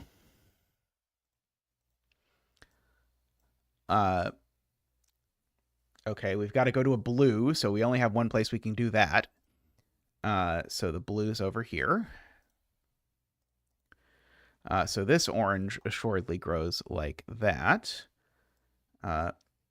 We can't revisit it yet, though, because that would cause an entropy problem.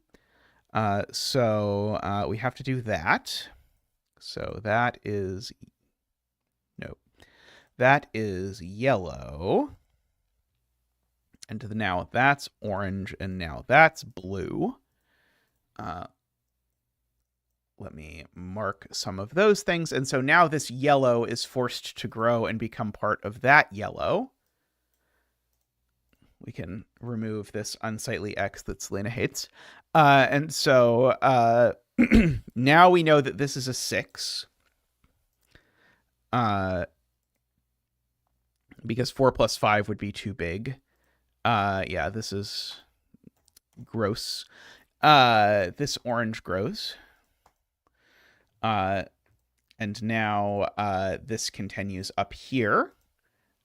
Becomes a yellow. It is true. This is a 6. This is a 1.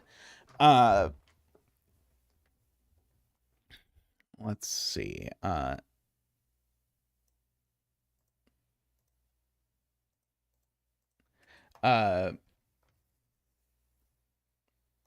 This crab assuredly crabs up. That's true.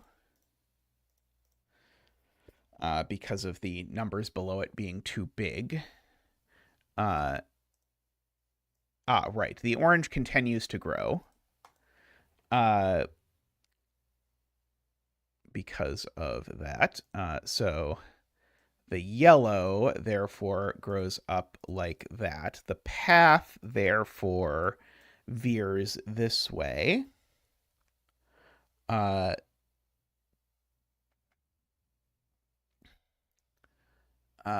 now we need to find a blue. Sure. Why not?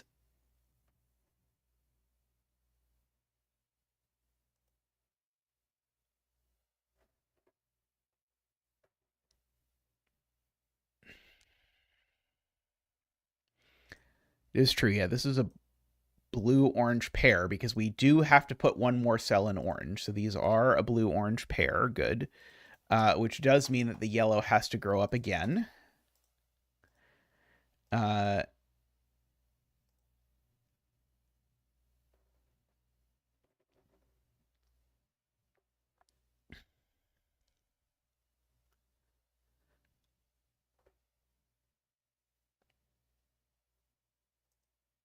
This is 2, 3, or 7.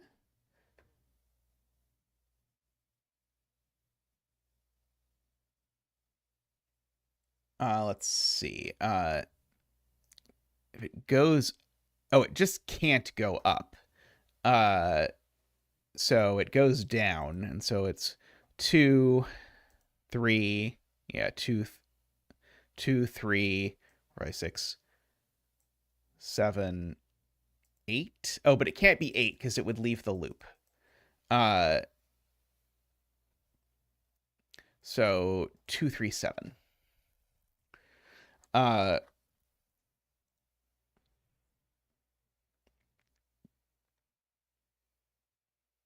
Yes, yes, yes. This is low now because if this were medium, I would have to fit a yellow in here, and there's no yellows, as is evidenced by that. Thank you. And likewise, this is also low. Same point. I can't fit 4 yellows in here, so these are both blue.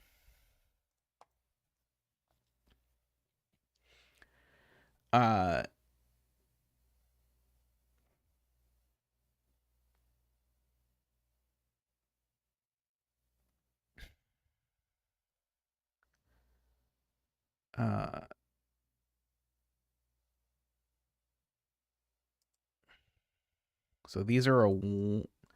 Oh no, sorry. I was gonna say these are a 1/7 pair, but that's not quite true. These can't both be 2 for what it's worth. One of them is definitely a 3.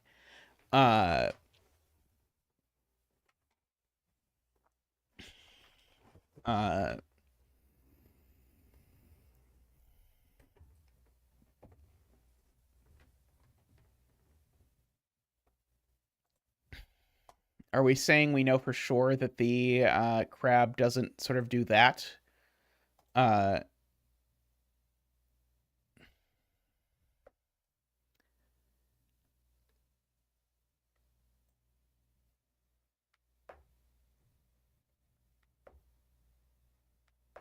Oh yeah, I think that does break. If the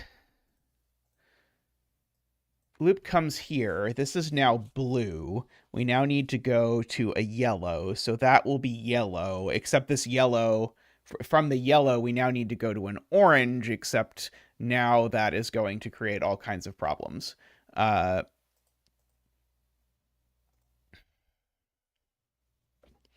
yeah, so we can't go, was that I broke, I think. So this goes this way, which makes this blue, and makes this orange. Okay, and so I think that is 7. That is 7, and all of this has to be part of the 7. I have no choices, so can fill in my 7. Okay, well, this blue assuredly grows to make this also a 2 or a 3.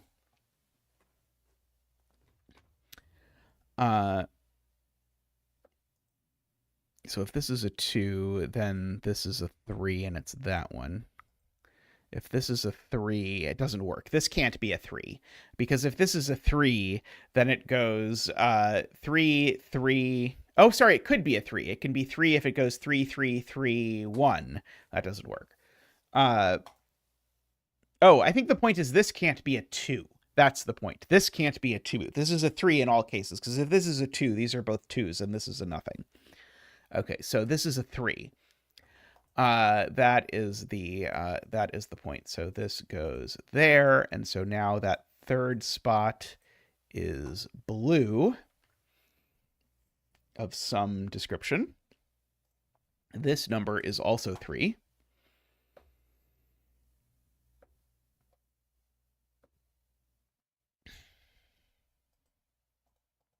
If this is 2, it goes up and makes that cell a 1.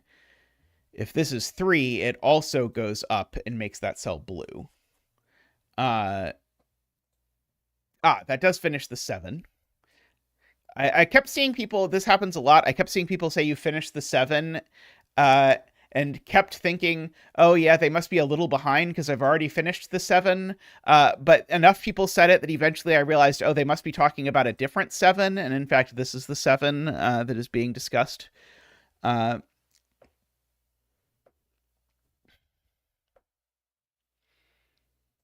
Yes, okay, so now this can't go right, because if it goes right, it definitely goes blue to blue. So this goes up, making this cell yellow. And so from there, I must go to an orange, which I can only obtain by going up, like that.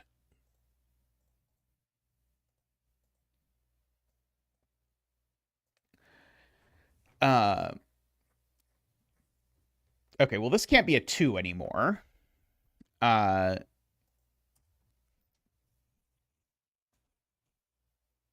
it can only be a 3 if that's a 3.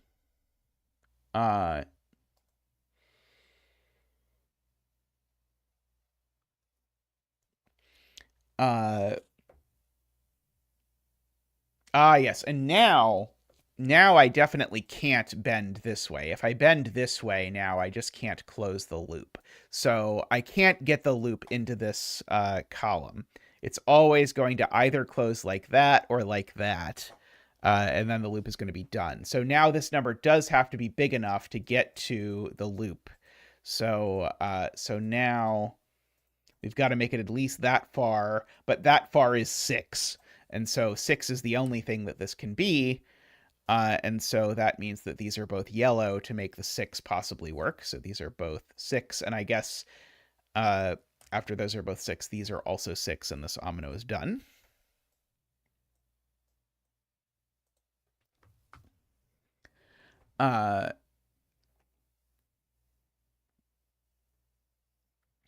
Okay, and so one of these is...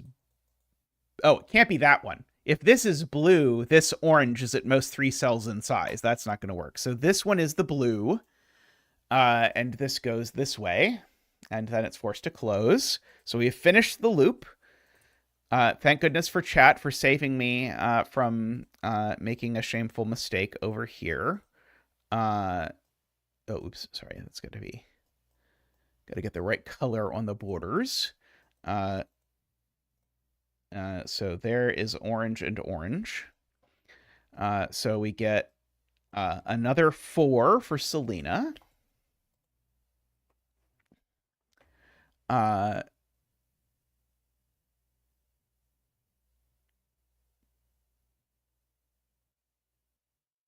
There's a remaining green X. Can you find it? Oh, God. Oh, I see one over here, funnily enough.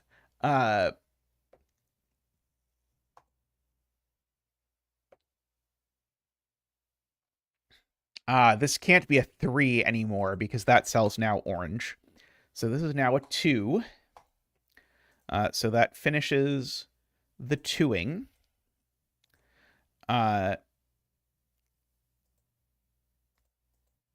So the crab can't go this way. That's a 3, by the way. The crab can't go this way, so this crab has to scuttle this way and land on that cell. which is a number that is at most a 2 but can't be a 2, so it's a 1.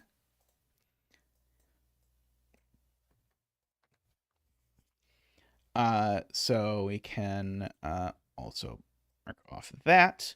Let's see. This is at 1. Oops. 1, 2, 3, 4, 5. Okay, so this needs to get to 7. So it needs to claim both of those cells or it's not going to get big enough. So it is a 7. So we can do that. Don't think you're going to get away from me. I see you there. So that is a 1. Now this can't be a 1, so the blue grows. And so this is not a 1, but it's not a 2 either. So this is a 3. By Philomena stuff. Okay. So now, how on earth are we finishing this stuff with the yellows? Okay, so now the point is that now we knew this needed to be at least 9, so that's yellow. Okay, exactly how I had originally said it had to work. Okay, so that comes over here, comes down here. This orange grows over to there, and it's an 8, so it needs one more cell, so it goes there. So we get that, so this is now an 8 and a 2. So there's an 8. You're not getting away from me either. And so now the point is that this needs to be the 5 because these are grown together and these are grown together. So we actually get... I'll do the 4 first so that I can do the 5 last, I think. Although maybe I missed some 8s somehow. Apparently, I'm missing some 4s as well, according to Sudoku. Yes, I never filled in the 4s over there. Well, I tried not to fill in 4s last. Yeah, that puzzle is quite an adventure. I really like the beginning, and then there was a real slog piece in the middle, but then the ending was really nice. So I feel like, on the whole, I feel like I'm very impressed by the puzzle. Missed a crab path in column 2. Yes, the crab ends there. The crab ends here as well. So yeah, on the whole, very nice. I think I could have done with 10% less rule in this puzzle. But mostly, I think most of the rules justified themselves. Maybe it didn't need to be the case that it was lands on a number that is less than or equal to. That may have been one more step of convolution than was strictly necessary, but altogether I enjoyed the nonsense of this. The idea of the entropic loop through the Philomeno grid was very interesting. That was my favorite part, was the having to sort of manage that.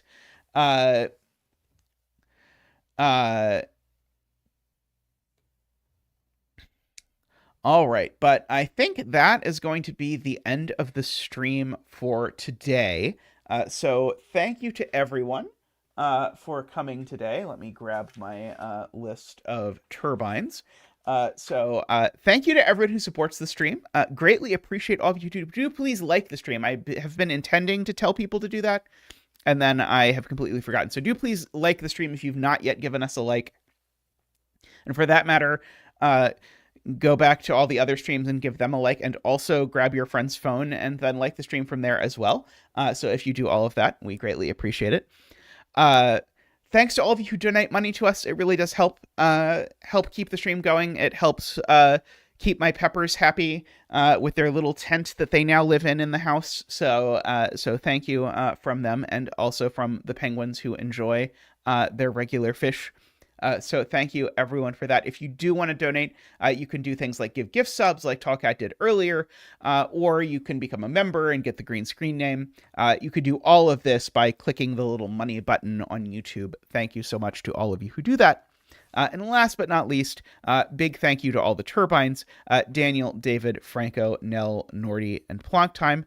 Thank you so much. I'll see you all real soon. Thanks for watching. Bye for now.